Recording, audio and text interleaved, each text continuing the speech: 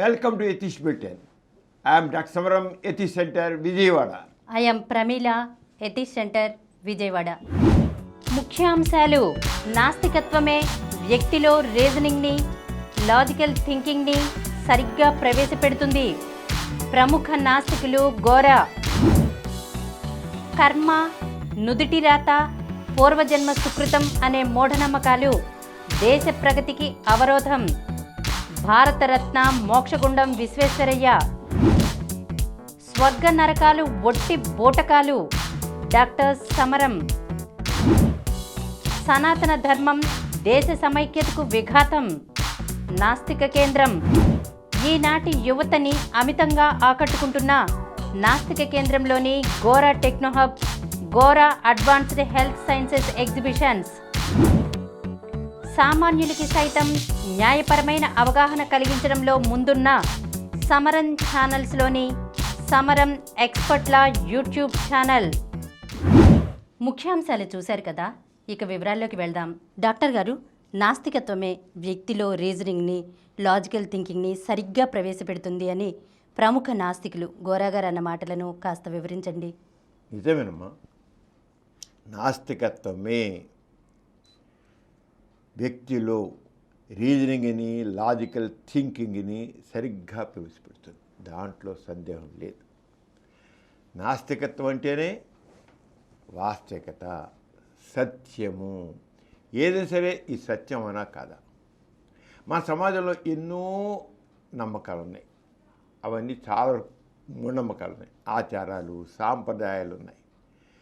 అవి ఎంతవరకు కరెక్టు, అసలు దాంట్లో ఏమైనా అర్థం ఉందా అనేది, అది సరైనదవనా కాదా అనేది రీజనింగ్, లాజికల్ థింకింగ్ ద్వారా తెలుసుకుంటాం. నాస్తికత్వం అంటే వాస్తవికత, సంఘదృష్టి, వ్యక్తిత్వం.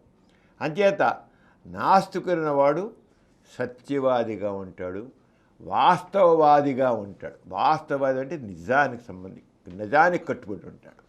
అంతేగాని ఏదో కట్టుకథలకి, ఏ మామూలు కబుర్లకి కాదు. వాస్తవానికి కట్టుబడి ఉంటాడు. వాస్తవికత, నాస్తికున్న వాస్తవికతకి కట్టుబడి ఉంటాడు. రెండోది సంఘదృష్టి. ఈ సమాజంలో వ్యక్తులందరికీ సమాన అవకాశాలు కావాలి, అందరూ సమానమైన గౌరవం పొందాలి అని సమాజం అంతా ఒకటేలాగున్న సామాజిక న్యాయం, సాంఘిక దృక్పథం. అది ఎందుకు లేదు, లేకపోవడం కారణం ఏంటి? ఇప్పుడు ఎందుకు సమాజంలో ఈ రకమైన రకరకాల హెచ్చుతగ్గులు ఎందుకు ఉన్నాయి? ఆ హెచ్చుతగ్గులు నిర్మూలించలేమా? ఇవన్నీ దేవుడి సృష్టినా? అసలు దేవుడు ఉన్నాడా? సమాజంలో ఎందుకున్నాయి ఇన్ని రకాలైన తేడాలు, హెచ్చుతగ్గులు ఎందుకున్నాయి? అందరికీ సమాన అవకాశాలు ఎందుకు లేవు? మరి నాస్తికత్వం అంటే సామాజిక న్యాయం, అలాగే సమానత్వం. ఎందుకు లేదు అనేది లాజికల్ థింకింగ్తో సమానత్వాన్ని ఏర్పరచడం, సామాజిక న్యాయాన్ని తెలియడం. అది ఎక్కడి నుంచి వచ్చింది? లాజికల్ థింకింగ్ అండ్ రీజనింగ్లో కావచ్చు. ఇక మూడోది వ్యక్తిత్వం ఉండడం. ఎందుకని అసలు మనిషి ఈ రకంగా ఒక రకమైన వీటన్నిటిని భరిస్తూ ఎందుకు కూర్చుంటున్నాడు? అసలు ఇన్ని రకాలైన అసమానతలు భరిస్తూ ఎందుకు ఉంటున్నాడు మనిషి? కారణం ఏంటి?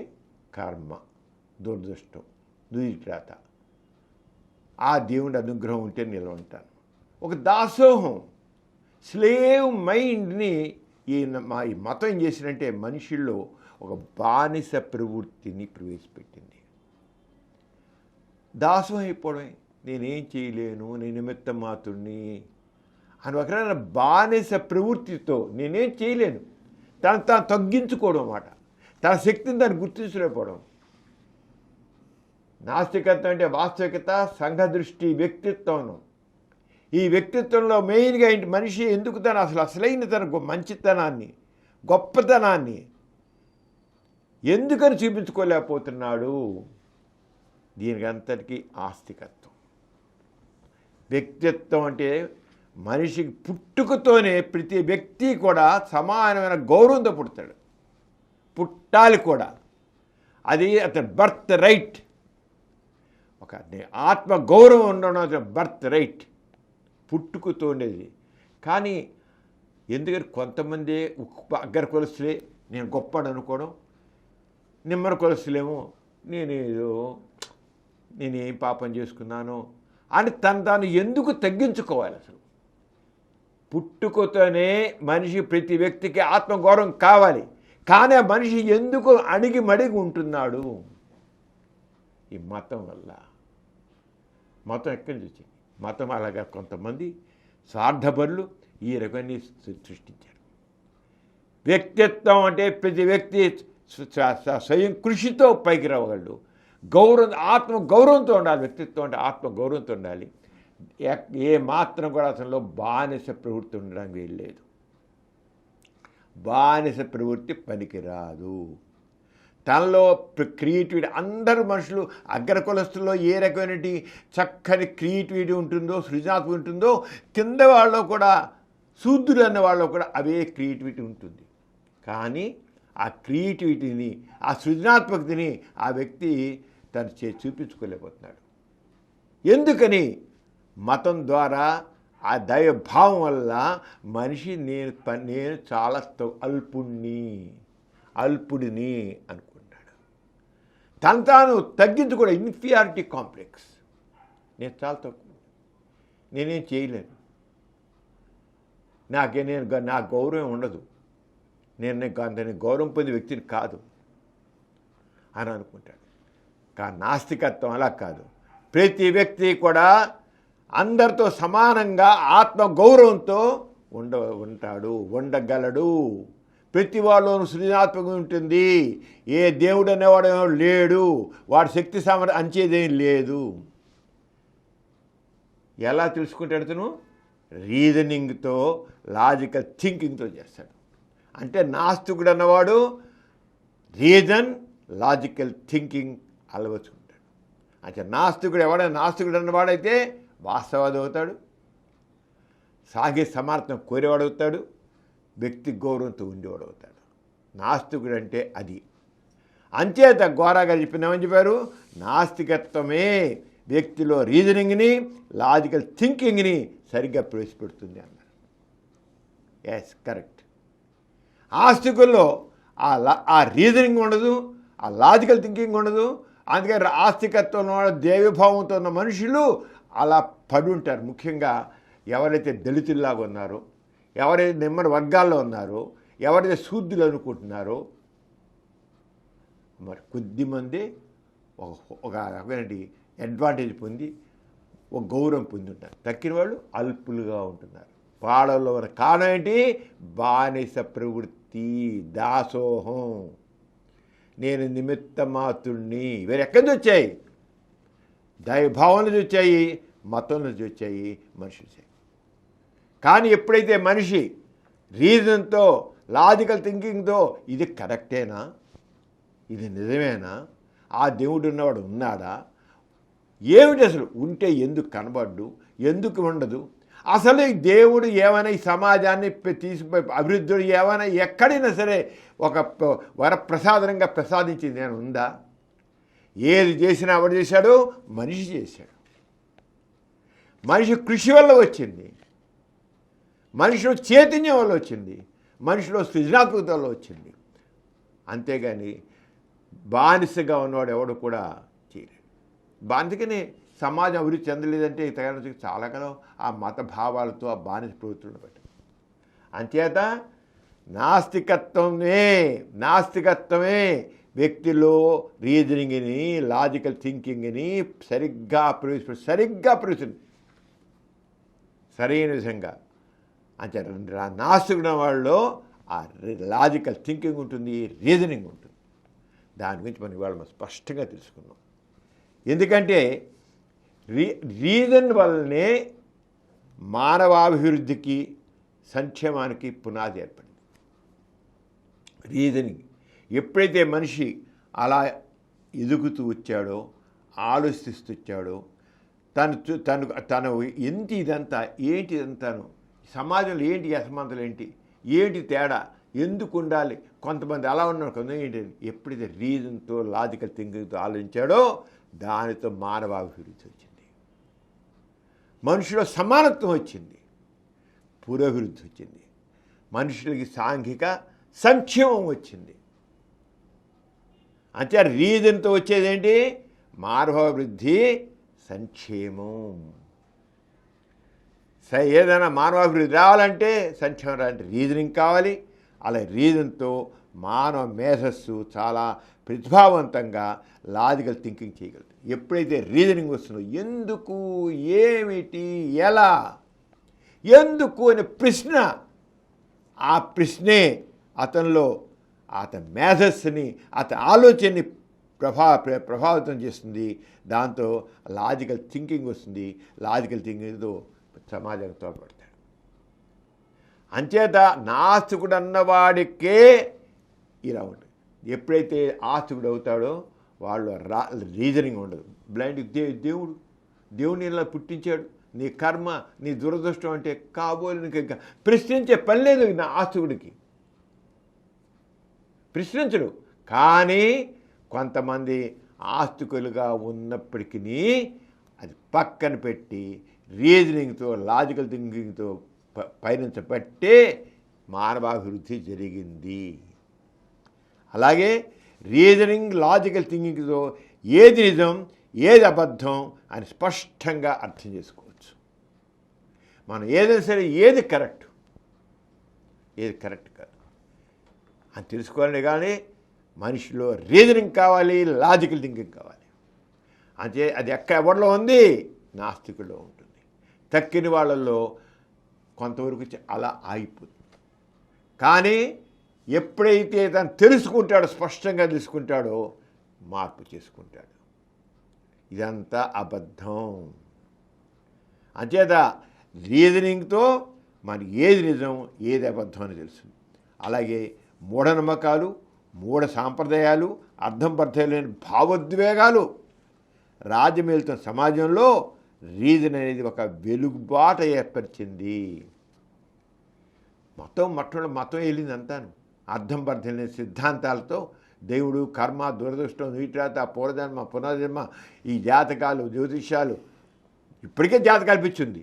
వాళ్ళందరినీ ఏంటి వాడు ఆ జాతకాలు పెంచితో, జ్యోతిష్యాలు పెంచితో వాడు ఏ రకమైన ప్రోగ్రెస్ లేకుండా బాధపడుతూ ఏం చేద్దాం, నా కర్మ, నా జాతకం ఎలా ఉంది, నా జ్యోతికం ఎలా ఉంది, నా ఫేట్ ఎలా ఉంది అనుకుంటున్నాడు.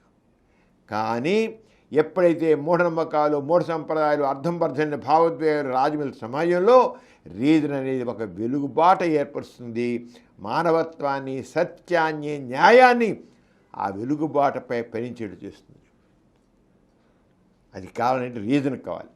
అందుకని అలుముకున్న మూఢాచారాలు, అంధకారాన్ని పటాపంచలు చేస్తుంది. ఈ మూఢాచారాల అంధకారాన్ని పటాపంచలు చేయాలంటే, వెలుగు కావాలంటే రీజన్తోనూ, రీజనింగ్, లాజికల్ థింకింగ్ అవుతుంది. అంటే స్పష్టంగా తీసుకోవాలి రీజన్, లాజికల్ థింకింగ్ అనేది. అది లేకపోవడం వల్లే మనం యుగాలుగా పడున్నాం. ఎప్పుడైతే నాస్తికత్వం పెరుగుతూ ఉంటుందో, ఎంత మేరకు నాస్తికత పెరుగుతుందో అంత మేరకు మానవత్వం వెలుగుతుంది. అలాగే మానవాభివృద్ధి కలుగుతుంది, సమాజ సంక్షేమం కుదురుతుంది. సాధారణంగా రీజన్ అంటే కారణంగా చెప్పున్నాం. ఏంట్రా రీజను అంటారు. రీజన్ అంటే కారణం.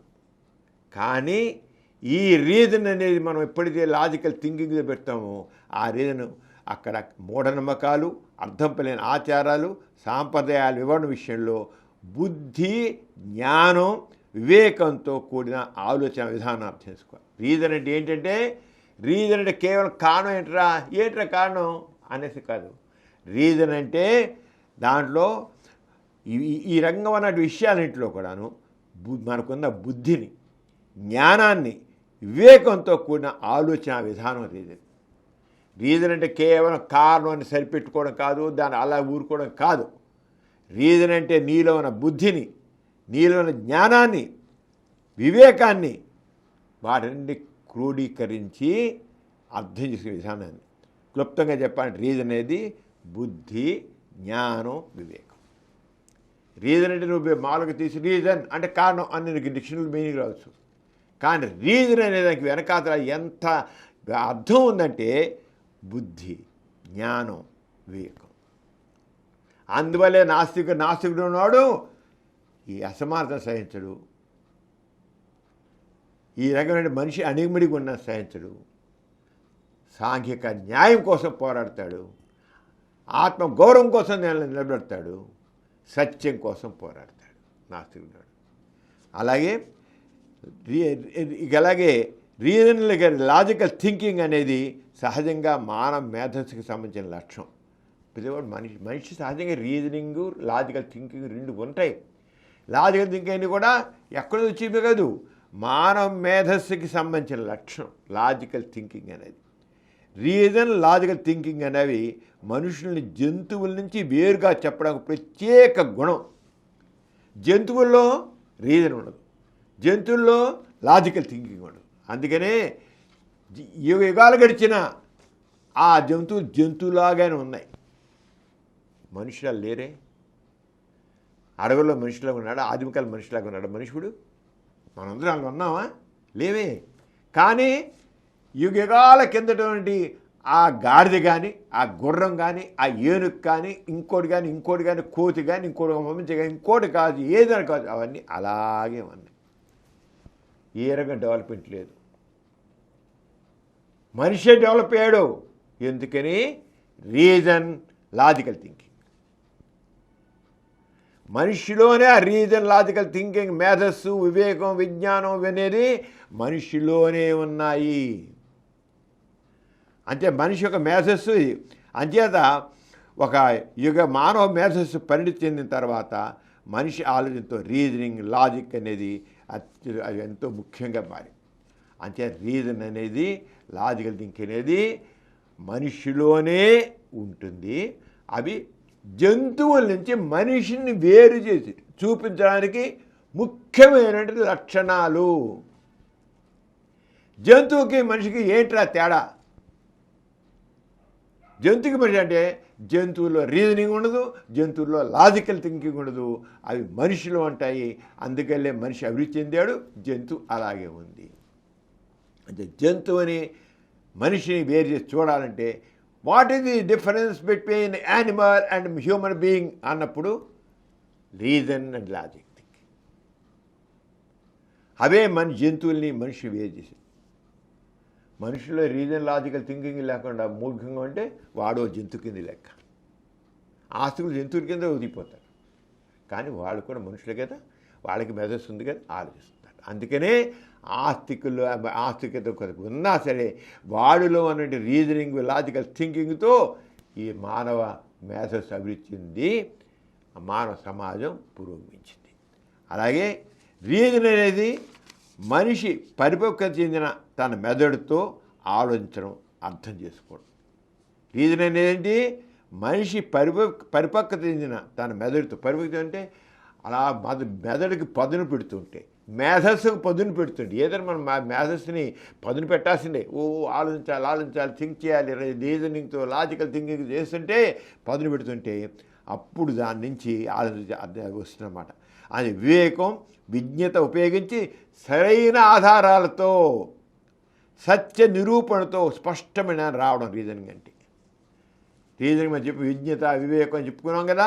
అంటే వివేకం, విజ్ఞత ఉపయోగించి సరైన ఆధారాలతో, సత్య నిరూపణతో స్పష్టమైన నిర్ణయానికి రావడం. ఫ్యాక్ట్ బేస్డ్, ఎవిడెన్స్ బేస్డ్ అంటాం ఏదో సరే, అది వస్తుంది. అదే లాజిక్ అనేది అయితే అది సైన్స్ ఆఫ్ రీజనింగ్. లాజిక్ అనేది సైన్స్ ఆఫ్ రీజనింగ్ అంటాం. లాజిక్ అనేది తర్కబద్ధంగా రీజనింగ్ని కరెక్ట్గా ఉపయోగించడం. తర్కబద్ధంగా, లాజికల్ థింకింగ్ అంటే తర్కబద్ధంగా రీజనింగ్ని కరెక్ట్గా ఉపయోగించడం. భ్రమలని, భ్రాంతులని, తప్పు సిద్ధాంతాలని, భావాలని, మోసపూరితమైన వాటిని విశ్లేషించి వాటిని పక్కన పెట్టడం, సత్యాన్ని తేల్చడం లాజికల్ థింకింగ్. లాజికల్ థింకింగ్ అంటే నేను అన్నాక లాజికల్ థింకింగ్ అంటే ఏం సరే తర్కబద్ధంగా రీజనింగ్ని కరెక్ట్గా ఉపయోగించడం, అలాగే భ్రమల్ని, రకరకాల భ్రమలు గురితాయి. దేవుడికి మాట్లాడాడు, దేవుడు మాట్లాడాడు ఇలా అంటాడు. అదే చెబుతుంది. అంటే భ్రమల్ని, భ్రాంతుల్ని, తప్పు సిద్ధాంతాలని, భావాలని, మోసపూరితమైన వాటిని విశ్లేషించి వాటిని ప్రక్కన పెట్టడం, సత్యాన్ని తేల్చడం లాజికల్ థింకింగ్. అంతేగా ఏదో గుడ్డిగా చేయడం కాదు. సత్యాన్ని తేల్చడం లాజికల్ థింకింగ్. సత్యం తేలుతుంది లాజికల్ థింకింగ్ ద్వారా. ఉదాహరణకి మూఢ విశ్వాసాల వలయంలో చిక్కుకున్న వ్యక్తి రీజన్ లాజిక్తో ఆలోచించకుండా కొన్ని వ్యాధుల విషయంలో అవి దేవుని శాపం వల్ల, దేవత ఆగ్రహం వల్ల వచ్చాయని నమ్ముతాడు. అదే నిజం అనుకుంటాడు, అలాగే ఉండిపోతాడు కూడా. ఎందుకంటే అతను తనలో రీజనింగ్కి లాజిక్కి చోటు కల్పించాడు. పూర్వకాలం మసూచోదయం వస్తే అమ్మవారికి శాపం, అమ్మవారి కోపం వచ్చింది, అమ్మవారి శాపం లేదా దేవుని శాపం అలాగే అనుకుని అలా ఊరుకున్నారు.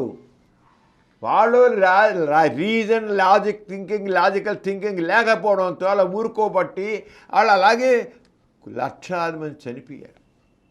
కానీ ఎవడైతే తన రీజన్ ఏంటి, అసలు దైవశాపం అనేది ఎక్కడుంది, ఎలా రుజువు చేస్తావు దైవశాపం, అమ్మవారి శాపం ఎలా రుజువు చేస్తావు, అమ్మవారి కోపం ఎలా రుజువు చేస్తావు, ఎలా రుజువు చేస్తావు?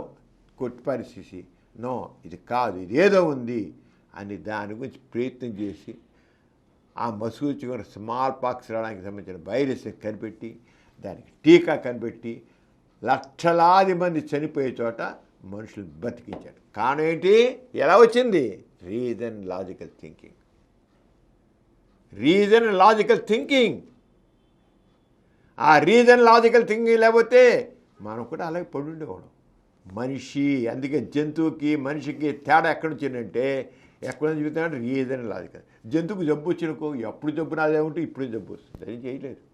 జంతువుని రక్షించే కూడా మనిషే, ఆ జంతువు జబ్బులు రక్షించేది. వెటనరీ డాక్టర్స్ మనిషే, కానీ జంతువులు వెటనరీ డాక్టర్ ఉంటాడు. వెటనరీ డాక్టర్ పశువుల డాక్టర్ మనిషే అవుతాడు. పశువుల గురించి జబ్బులు అయ్యేది మనిషే. అంచేత ఈ వీటి వల్ల వస్తుంది. అలాగే కానీ రీజన్ లాజిక్ చోటు కల్పించిన వ్యక్తి వ్యాధి కారణం గురించి, వ్యాధి నివారణ గురించి సహేతంగా ఆలోచిస్తాడు. దానివల్లే సైన్స్ డెవలప్ అయింది. వ్యాధి నివారణలో మందులు వచ్చాయి, వ్యాక్సిన్లు వచ్చాయి. మసూచి వంటి జబ్బుని అమ్మవారి ఆగ్రహం వల్ల వస్తుందని మూఢంగా నమ్మిన చోట రీజన్ లాజిక్తో వ్యాక్సిన్ కనిపెట్టి ఆ వ్యాధి సమూలంగా నిర్మూలించడం జరిగింది. అంటే రీజనింగ్, లాజికల్ థింకింగ్ అనేది మానవాభ్యుదయానికి ఎంత ఉపయోగపడింది, ఇక ముందు కూడా ఎంత ఉపయోగపడుతుందో తెలుసుకోవాలి.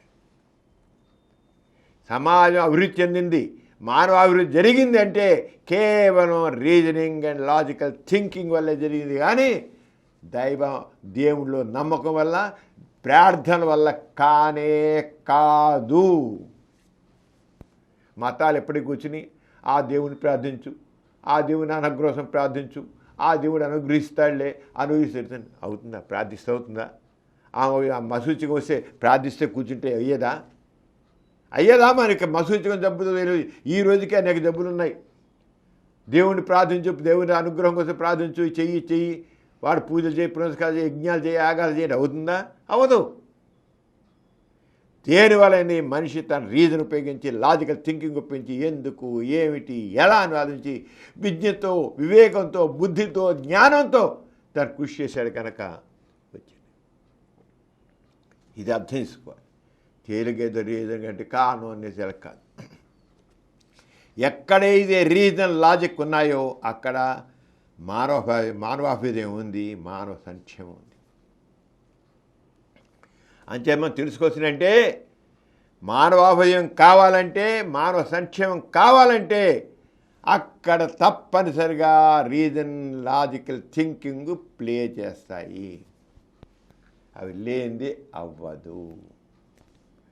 ప్రార్థన వల్ల, పూజల వల్ల, యజ్ఞాల వల్ల, యాగాల వల్ల అవ్వదు. అవన్నీ ఎక్కడున్నాయి? మతంలో ఉన్నాయి. మతంలో ఏమవుతుందా? ఏమవుతుంది? ప్రజల్లో రీజన్, లాజిక్ పెంచడం ఎలా మరి తెలుసుకున్నాం, ఎలా ప్రవేశిస్తాం? ఇలా కావాలి కదా. మనిషి ఆలోచిస్తే తర్వాత చేసుకోవచ్చు, కానీ పెంచాలి కూడా. ఇంకా సమాజంలో దైవం ఒక పక్క మతం ఏం చేస్తుంది, మూర్ఖంగా మూఢంగా జ్ఞానం లేకుండా, బుద్ధి జ్ఞానం లేకుండా మనిషిని పనికి రాకుండా చేస్తుంటే మతం. రెండో పక్క సమాజ అభివృద్ధికి మనం రీజన్ లాజికల్ థింకింగ్ని ప్రవేశపెట్టాలి. ఎలాంటి దానికి మూలం ఏంటి? విద్య, ఎడ్యుకేషన్. ఎడ్యుకేషన్ అంటే ఏదో మళ్ళీ పురాణ కథలు చెప్పడం, ఏదో దేవుడి కథలు చెప్పడం, అది కాదు ఎడ్యుకేషన్ అంటే. ఎడ్యుకేషన్ ద్వారా రీజన్ లాజిక్ చూపించున్నది. విద్య అనేది కేవలం ఏదో కొన్ని విషయాల్ని బట్టి పడడం కాదు. కొన్ని విషయాలు బట్టి పెట్టేస్తాం, చెప్పాడు, అది కాదే. విద్య అనేది ఎలా ఆలోచించాలో నేర్పాలి. మనిషి ఎలా ఆలోచించాలి, ఆలోచించి రీజనింగ్తో లాజిక్లు అన్నమాట. ఎలాగంటే ఎలా ఆలోచించాలి, విద్య అనేది ఎలా నేర్పాలి, మనకు విద్యా విధానం ఎలా ఉండాలి. విద్య అనేది కేవలం కొన్ని విషయం బట్టి పడడం కదా చెప్పే కదా, అది విద్య అనేది ఎలా ఆలోచించాలో నేర్పుతుంది. సమస్యల్ని, విషయాలని నిష్పాక్షికంగా వాస్తవాల ఆధారంగా విశ్లేషించాలి. మనం నేర్పే విద్యా విధానం ఎలా ఉండాలంటే, నువ్వు ఏదైనా సరే ఏదో మతాన్ని దృష్టి పెట్టుకుని, ఏదో ఎవరు వీళ్ళు చెప్పారు, వాళ్ళు చెప్పారు, ఆ స్వామి చెప్పాడు, ఈ గురువుగారు చెప్పారు, లేదా ఎవరో ఈ ఋషి చెప్పాడు అని కాదు. దాని ప్రకారంగా నీ జ్ఞానం పెరగదు, విద్య పెరగదు. ఈ విజ్ఞానం రీజనింగ్ కాదు. అది రీజనింగ్ అంటే ఏంటే, ఎవరు ఏం చెప్పినా సరే నువ్వు ఆ విషయాల్ని నిష్పాక్షికంగా వాస్తవాల ఆధారంగా విశ్లేషించాలి. ఎలా వస్తుంది? విద్య ద్వారా వస్తుంది. అది నేర్పాలి. ఎవరో ఋషి గారు చెప్పారు, లేదా బావగారు చెప్పారు, అలా నమ్మొద్దు. మన విద్య ఎలా ఉండాలి, మనుషులు ఏ రంగాన్ని భావన కలిగించాలి, ఏదైనా సరే వాస్తవాల ఆధారంగా నువ్వు చెయ్యాలి. మూఢ విశ్వాసాలని, నమ్మకాలని గుడ్డిగా పాటించడం కాకుండా వాటిని ప్రశ్నించడం చేయాలి. ఎలా తప్పో చెప్పగలగాలి, ప్రశ్నించాలి. ఆ మూఢనమ్మకాలు ఎలా తప్పు కూడా చెప్పగలగాలి. అలాగే అది విద్యా విధానం. విద్య వల్ల మనిషి విద్య ఎలా నేర్పాలి, విద్య అనేది ఏ రంగా ఉండాలి అంటే, విద్యా విధానం ఎలా ఉండాలంటే, నువ్వు నేర్పే విషయం ఏదైనా సరే మూఢంగా నమ్మడం కాదు. ప్రతిదాన్ని నువ్వు ప్రశ్నించు, పరిశీలించు, పరీక్షించు, వాస్తవాన్ని నిగ్గు తేల్చు, దాన్ని అప్పుడు చేయనిజం నువ్వు. అలాగే శాస్త్రీయ దృక్పథాన్ని పెంపొంచుకోవాలి. జ్ఞాన సంపద ఉత్సుకత పెంపుతుంది. శాస్త్రీయ ఇంకా పేసే ఎందుకు ఏమిటి అలాంటి దాంతో నిరంతరం జ్ఞానం పెంచుకునే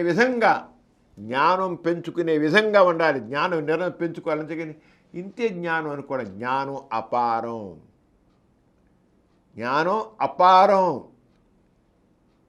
అంటే నాలెడ్జ్ ఈజ్ పవర్ అంటాం. అందుకని ఆ పవర్ నాలెడ్జ్ చేసినది అవుతుంది. రీజన్ లాజిక్తో ఉన్న ఏర్పరచుకున్న జ్ఞానంతో పరిస్థితులు సరిగ్గా అర్థం చేసుకోవాలి. సత్యాసత్యాలు తెలుసుకోవాలి. సత్యం ఏంటి, అసత్యం ఏంటి తెలుసుకోవాలి. ఇది ఎక్కడి నుంచి వస్తుంది? ఈ రంగం ఎడ్యుకేషన్ ఎక్కడి నుంచి వస్తుంది? రీజన్ అండ్ లాజికల్ థింకింగ్ ద్వారా వస్తుంది. మతం ద్వారా వస్తుందా? ఆస్తిక భావాల వల్ల వస్తుందా? పురాణ గాథల వల్ల వస్తుందా? బాబా గారి మాటల వల్ల వస్తుందా? మునిగారు సాధువులు ముళ్ళు చెప్పిన దాని వల్ల వస్తుందా? రాదు. వాళ్ళంతా కల్పిత కథలు చెప్పి, కట్టు కథలు చెప్పి మనుషుల్ని బుర్రలన్నింటినీ కూడా పనికిరాకుండా చేస్తాయి. అంచేత సమాజం ముందుకు వెళ్ళాలంటే, కొత్తది కనిపెట్టాలంటే, సత్యాన్వేషణ జరగాలంటే రీజన్ లాజికల్ థింకింగ్ ప్లేస్ ఉంటేనే ఇది నిజం ఎడ్యుకేషన్ అలా ఉండాలి. కానీ ఎడ్యుకేషన్ ఇస్తున్నారు ఈరోజు. ఎడ్యుకేషన్ ఇస్తే దాంట్లో పనికిరాని పుక్కిడి పురాణ గాథలు ఉంటాయి, కట్టు కథలు ఉంటాయి. ఆ దేవుడు వరం ఇచ్చాడు కనుక ఇలా అయింది, అది ఇదే అయిందని కట్టు కథలు, పనికిరాని పుక్కిడి పురాణ గాథలన్నీ ఎడ్యుకేషన్ ఉంటున్నాయి. నో, అంతే రీజన్ లాజిక్ అని సరైన ఎడ్యుకేషన్, సైంటిఫిక్ నాలెడ్జ్ అనేది, సైంటిఫిక్ టెంపర్ అనేది కావాలి. అంచేత విద్యార్థి ప్రశ్నించడానికి భయపడకూడదు. విద్యార్థి కూడా ఎడ్యుకేషన్ ఉన్న దాంట్లో విద్యార్థి ప్రశ్నించడానికి భయపడదు. చెప్పేవాడిని ఏమండి, నా ఉద్దేశంలో ఇది తప్పు అని చెప్పగలగాలి, లేదా ఇది ఎందుకు కాకూడదని అడగాలి ఉండాలి. విద్యార్థిని అలా తయారు చేస్తేనే సొసైటీ ముందుకు. విద్యార్థి ప్రశ్నించడానికి భయపడకు. ఎవరైతే రీజనింగ్ లాజికల్ థింకింగ్ అలవర్చుకుంటారో వారికి జ్ఞానం వృద్ధి అవుతుంది. అలా దాంతో అర్థం లేని వాటిని ప్రశ్నించగలుగుతారు. అంటే లాజికల్ థింకింగ్ని వాడు చేయగలగాలన్నమాట. అలాగే రీజన్ లాజిక్తో క్రిటికల్ థింకింగ్ పెంపుతుంది. Critical thinking, reason logic, critical thinking అంటే ఏమిటి? క్రిటికల్ థింకింగ్ అనేది అందుబాటులో ఉన్న వాస్తవాలు, అంటే కొన్ని వాస్తవాలు ఉన్నాయి, కొన్ని రియాలిటీ అవి సత్యాలుగా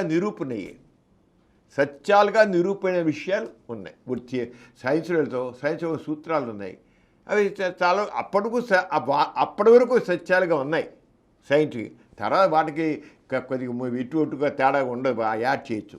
అంటే క్రిటికల్ థింకింగ్ అనేది అందుబాటులో ఉన్న వాస్తవాలు, సాక్ష్యాలు, పరిశీలనలు, వాదనలు విశ్లేషించి సరైన సమాచారం ఎంపిక చేసుకోవడం క్రిటికల్ థింకింగ్ అంటే అది.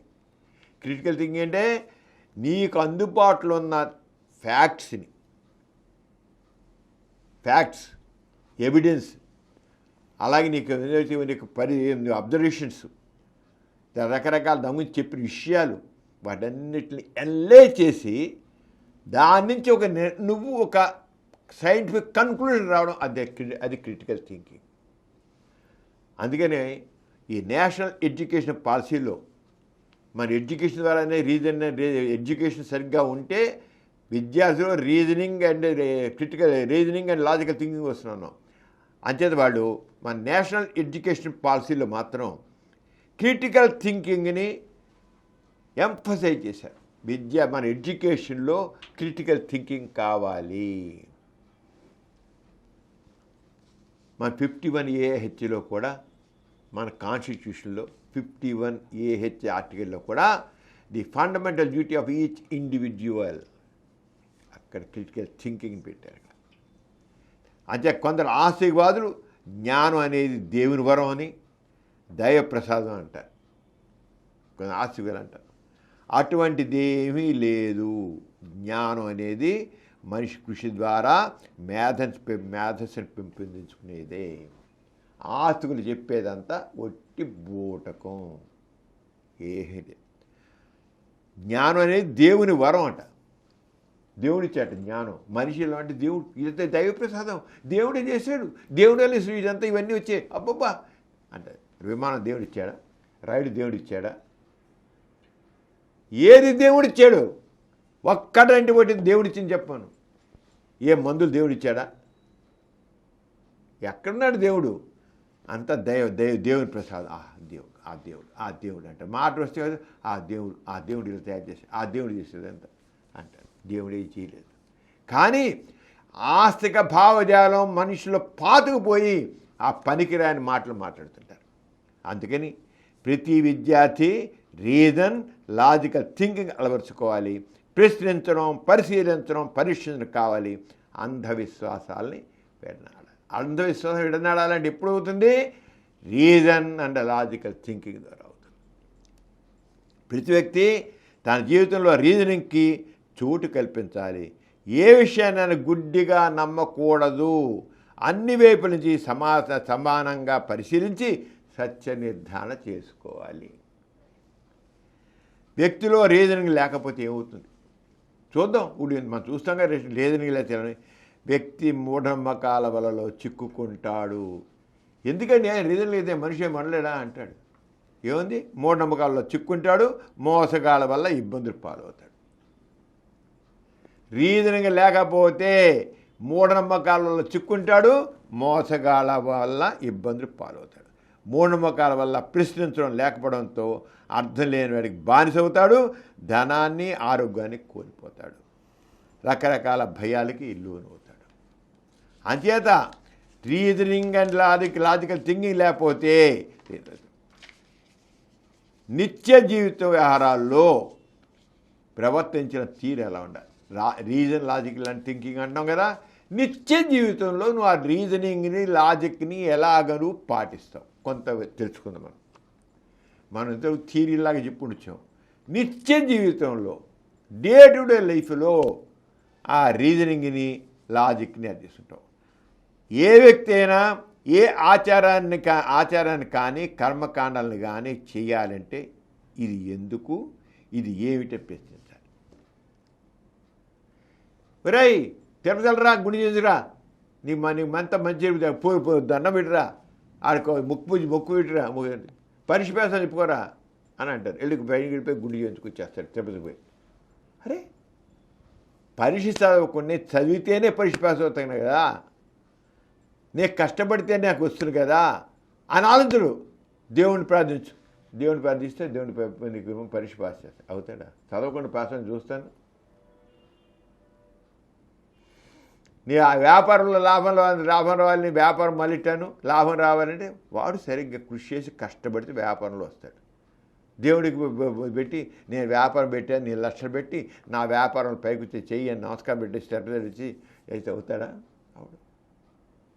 అందుకని ఏ వ్యక్తి అయినా ఏ ఆచారాన్ని కానీ కర్మకాండ కానీ చేయాలంటే ఎందుకు ఏమిటని ప్రశ్నించడం నేర్చుకోవాలి. నిత్య జీవితంలో కావాలి, ఈ రీజన్ కావాలి, లాజికల్ థింకింగ్ కావాలి. లేకపోతే వాడు జంతువులతో సమానం. ఎందుకని జంతువుకి మనిషికి తేడా రీజన్ అండ్ లాజికల్ థింకింగ్. మనం జంతువుల్లా ఉంటామా, మనుషుల్లా ఉంటామా? అది కాదు. ఎన్నో రకాల కబుర్లు పుకార్లు ఉంటాయి, వాటిని నమ్మేయకుండా నిజాన్ని తెలుసుకోవాలి. ఎన్నో ఉంటాయి సమాజంలో, ఎన్నో రకాలు ఉంటాయి. ఏ వ్యక్తినైనా నమ్మే ముందు రీజనింగ్గా ఆలోచించాలి. భావోద్వేగం ఆవేశం పనికిరావు. ఇంకోటి ఎమోషనల్ భావోద్వేగం ఆవేశం పనికిరావు. ఏదైనా సరే నమ్మే ముందు రీజనింగ్గా ఉండాలి. సామాజిక కార్యక్రమాలు తీసుకుంటే కూడా మనం ఇంతవరకు నిత్య జీవితంలో ఏమైనా డేట్ చూస్తాం కదా. ఇక సామాజిక కార్యక్రమాల్లో రీజన్ అండ్ లాజిక్, సామాజిక ప్రభుత్వ విధానాలు సైంటిఫిక్గా రీసెర్చ్, ప్రభుత్వ విధానాలు కానీ సైంటిఫిక్ రీసెర్చ్, హ్యూమన్ వెల్ఫేర్ బేస్గా ఉండాలి. ప్రభుత్వ విధానాలు ఏం తీసుకున్నా సరే ఏదో కాదు.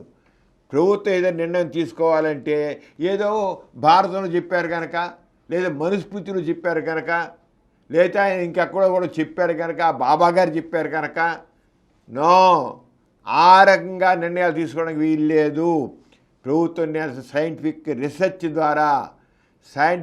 ద్వారా అంతేగాని బాబా గారు ఈ నీరు తాగమన్నారు, గంగాజలం తాగమన్నారు, గంగాజలం తాగితే ఈ జబ్బులంతా పోతాయంటే పోతున్నా.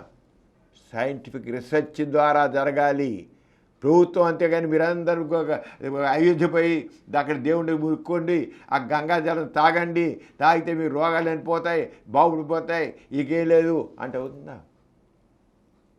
అని చెప్పి ప్రభుత్వం చాలా ముఖ్యం. మరి ప్రభుత్వం కదా మనిషి మొత్తం చేసే పాలన చేసేది. అని చెప్పి ప్రభుత్వ నిర్ణయాలు కూడా ఎలా ఉండాలి? సైంటిఫిక్ రీసెర్చ్, హ్యూమన్ వెల్ఫేర్ బేస్డ్గా ఉండాలి. కానీ మత విశ్వాసాల ఆధారంగానూ మూఢనమ్మకాల ఆధారంగానూ ఉండకూడదు. ఇప్పుడు జరుగుతున్న గవర్నమెంట్ ఏం చేస్తుంది? మనుషులందరినీ తిరుపతి వెళ్ళండి, అయోధ్య పోండి, ఇంకో కాశీ వెళ్ళండి అని మనుషుల్ని పక్కదారి పట్టిస్తుంది. వాళ్ళందరినీ పనికి రాకుండా చేస్తుంది. ప్రభుత్వం చేయడానికి వీల్లేదు. ప్రభుత్వం ఏం చేయాలి సరే సైంటిఫిక్గా ఉండాలి. ఆరోగ్య ప్రణాళికలు కూడా మెడికల్ సైన్స్ మీద ఆధారపడి ఉండాలి. మెడికల్ రీసెర్చ్ ఎంతో జరుగుతుంటుంది, మెడికల్ సైన్స్ ఉండాలి. కానీ జ్యోతిషం జాతకాల ప్రకారం కాదు. మెడికల్ ఆరోగ్య ప్రణాళికలు హెల్త్ ప్రణాళిక చేస్తాం, ఎలా ఉండాలి? మెడికల్ సైన్స్ ఆధారపడి ఉండాలి. కానీ జ్యోతిషాలు జాతకాల ప్రకారం కాదు. జ్యోతిష్యులు చెప్పారు కనుక ఇలా చేస్తానని చెప్పను, నో. అలాగే పర్యావరణ పరిరక్షణ, ఇప్పుడు ఎంతో పొల్యూషన్ ఉంటుంది. ఆ పొల్యూషన్ కానీ ఇంకోటి కానీ ఎందుకంటే పర్యావరణ పరిరక్షణ ప్రణాళికలు పర్యావరణ శాస్త్ర ప్రకారంగా ఉండాలి. కానీ పురాణ గాథల ప్రకారం కాదు. పురాణ గాథలు ఇది ఆడెవడ హనుమంతుడు ఒక కొండని ఇలా మోసుకెళ్ళాడు, అక్కడ పెట్టాడు, ఇలా చేసిన కథలు చెబుతారు. నో, అర్థం పడవని కల్పిత గాథలు. ఏదైనా సరే సైన్స్ ప్రకారంగా ఉండాలి, లాజిక్గా ఉండాలి, లాజికల్ థింకింగ్ ఉండాలి. కానీ పురాణ గాథలు, కోర్టు తీర్పులు కూడా రుజువు మీద ఆధారపడి ఉండాలి. కానీ భావోద్వేగాలు పెట్టి కాదు. అంటే మానవ జీవన విధానం సామాజిక సంబంధాలు మానవీయ కోణంతో ఉండాలి, కానీ మత సిద్ధాంతాలు బట్టి కాదు. హ్యూమన్ వాల్యూస్ ప్రకారం ఉండాలి. మానవ సంబంధాలు కూడా హ్యూమన్ వాల్యూస్ ప్రకారంగా ఉండాలి. సమాజం తమ సమస్యల్ని మానవత్వంతో, మానవీయ విలువలతో ఉండాలి. సామాజిక సంబంధాలు మానవత్వంతో ఉండాలి, మానవీయ విలువలతో ఉండాలి. సరే, రీజనింగ్, లాజికల్ థింకింగ్, వాస్తవికత, సంఘదృష్టి, వ్యక్తిత్వం ఏవైతే గోరాగా చెప్పారో అవన్నీ దేని మీద ఉన్నాయి? రీజన్ అండ్ లాజికల్ థింకింగ్ మీద ఉన్నాయి. అప్లై గోరా గారు చెప్పిన వాస్తవికత, సంఘదృష్టి, వ్యక్తిత్వం అనేది నాస్తికత్వానికి పునాదులని ఏవైతే 3 ప్రాతిపదికగా చెప్పారో ఆ 3 రీజన్ మీద, లాజికల్ థింకింగ్ మీద ఉన్నాయి. అవే అభ్యుదయానికి బాటేస్తాయి. అలాగే సమాజంలో నైతిక విలువలు మానవత్వంతో ఉండాలి. అంతేగాని దేవుడు శిక్షిస్తాడనో, మోక్షం వస్తుందనో, స్వర్గం వస్తుందని కాదు. ఉన్నాయా? దేవుడు ఉన్నాడా? మోక్షం వస్తుందని, మోక్షం అంటే ఏంటో ఉందా? స్వర్గం ఉందంటూ ఉన్నాయా? నువ్వు చేసే స్వర్గం వస్తుంది, హాయిగా ఉంటావు, అది నిజాలా? కాదు. అలాగే సత్య అనేది రీజనింగ్ అండ్ లాజికల్ థింకింగ్ మీద ఆధారపడి ఉండాలి, కానీ మత గ్రంథాలకు పని కాదు. సత్యం అనేది రీజనింగ్ అండ్ లాజికల్ థింకింగ్ మీద ఉండాలి, కానీ మత గ్రంథాలు బట్టి కాదు. మత గ్రంథాలలో కాదు, దాంట్లో అన్ని కల్పిత కథలు, పనికిరాని. మత గ్రంథాల్లో చెప్పిన విషయాలు చాలా వరకు రీజన్కి, లాజిక్కి విరుద్ధంగా ఉంటాయి. రీజన్కి, లాజిక్కి విరుద్ధంగా ఉండేవి అవి నష్టదాయకం, మనిషికి ఏ రకం ఉపయోగపడవు. మూఢనమ్మకాలు మనుషుల్ని విడదీస్తాయి, కానీ రీజనింగ్ మనిషిని కలుపుతుంది. ఎవడైతే మూఢనమ్మకాలకు ఫాలో అవుతాడో, మూఢనమ్మకాలను నమ్ముతాడో, మూఢనమ్మకాలతో జీవితాన్ని చేయాలనుకుంటాడో అది మానవ సంబంధాల్లో నష్టం చేస్తుంది, మనుషుల్ని విడదీస్తుంది. రీజన్ అనేది వ్యక్తిలోని భావోద్వేగాన్ని చంపదు. రీజన్ అంటే భావోద్వేగం అంటే మనిషి ఆ భావోద్వేగం మంచి ఒక ఆవేశం, ఉద్రేకం, సంతోషం, ఇవన్నీ ఒక ఎంపథెటిక్ బీలు ఉంటాయి. వాటినన్నింటిలో కూడా ఆ ఉత్తమ భావోద్వేగాలుగా, మంచి మానవ సంబంధాలకు విధంగా భావోద్వేగాలు మలచాలి వాటి. అంతేగాని నీకు పుణ్యం వస్తుంది, నీ స్వర్గం వస్తుంది, మోక్షం వస్తుంది, ఆరంగా కాదు. బీదవాళ్ళకి సహాయం చేయడం ఉంటుంది, కానీ స్వర్గం కోసం కాదు. బీదవాళ్ళని ఆదుకోవాలి తప్పకుండా. స్వర్గం కోసం కాదు, మోక్షం కోసం కాదు. That is your duty as a fellow human బీయింగ్కి తోడ్పడడం యువర్ డ్యూటీ. అంతేగాని రాగా ఉండకూడదు. అంచేత రీజనింగ్ అనేది అవగాహన కలిగిస్తుంది, ప్రేమని, న్యాయాన్ని, సహానుభూతి అంటే ఎంపతిని కలిగిస్తుంది. అంచేత ఇంత ఇదిగా మనకు చెప్పుకుంటే ప్రేమేళ ఏంటంటే రీజనింగ్ అనేది అజ్ఞానాంధకారాన్ని పారదోలుతుంది. వ్యక్తిలో ఉన్నటువంటి రీజనింగ్ అనేది అజ్ఞానాంధకారం. అది ఎన్నో తరతరాలుగా ఎన్నో రకాల మూఢనమ్మకాలతో మనం జీవిస్తూ ఉన్నాం. అవే నిజాలుగా అనుకుంటున్నాం మనం. మూఢనమ్మకాలని ఇలా చేయాలి, అలా చేయాలనుకున్నాం. ఆచారాలు, సాంప్రదాయాలు, నమ్మకాలు ఎన్నో ఉండి మావన్నీ కూడా తప్పులు పోయి ఉండి వాడిని నమ్ముతున్నాం. దానివల్ల ఇలా అంటే ఎప్పుడైతే రీజన్ వస్తుందో, ఏవైతే మనం బ్లైండ్గా, గుడ్డిగా నమ్ముతున్నామో వాటన్నిటిని అది పాల్గొంటుంది. రీజన్ సైన్స్కి, ప్రజాస్వామ్యానికి, విద్యకి, నైతికతకి మూల స్తంభం. ప్రజాస్వామ్యం ఎలా ఉండాలన్నా, ఎడ్యుకేషన్ ఎలా ఉండాలన్నా, నైతిక మోరల్ వాల్యూస్ ఎలా ఉండాలన్నా, వీటన్నిటికి ఏంటి మూలం ఏంటి? రీజన్. అలాగే నాస్తికత్వం అనేది నెగిటివ్ కాదు.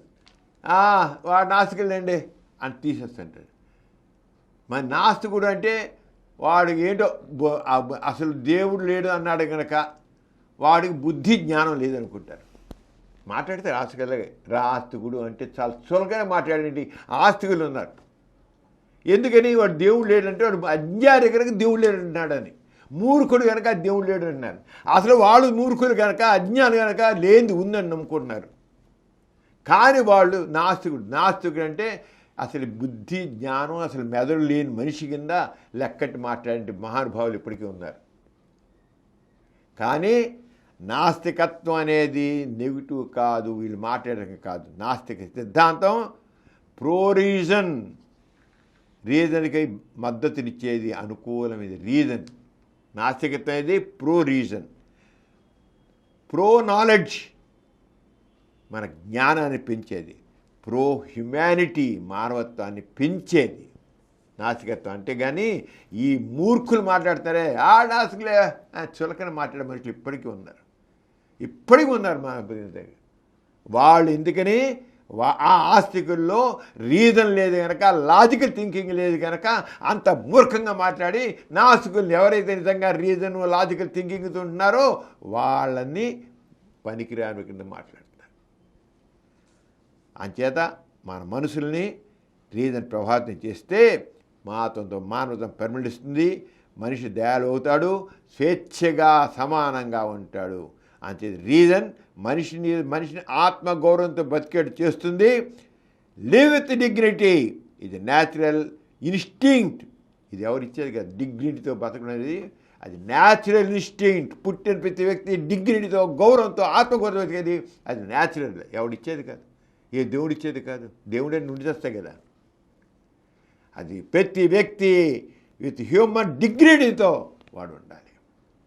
అది ఎలా వచ్చిందంటే రీజన్ లాజికల్ థింకింగ్ ఎవరికి ఉంటుందో వాడికి ఇటువంటి జ్ఞానం కలుగుతుంది. అందుకనే నాస్తికత్వం అంటే pro reason, pro knowledge, pro humanity. అంచేత ప్రతి ఒక్కళ్ళు కూడా నాస్తికత్వం ద్వారానే సరైన సమాజం వస్తుంది, సరైన మనిషి వస్తాడు, సరైన జ్ఞానం వస్తుంది. డాక్టర్ గారు, మన ప్రతి బులెటిన్లో సామాజిక పురోభివృద్ధికి, మానవ కళ్యాణానికి తోడ్పడిన ఒక ప్రముఖ మహనీయుని గురించి చెప్పుకుంటున్నాం కదా, ఈసారి ఎవరి గురించి చెబుతున్నారు?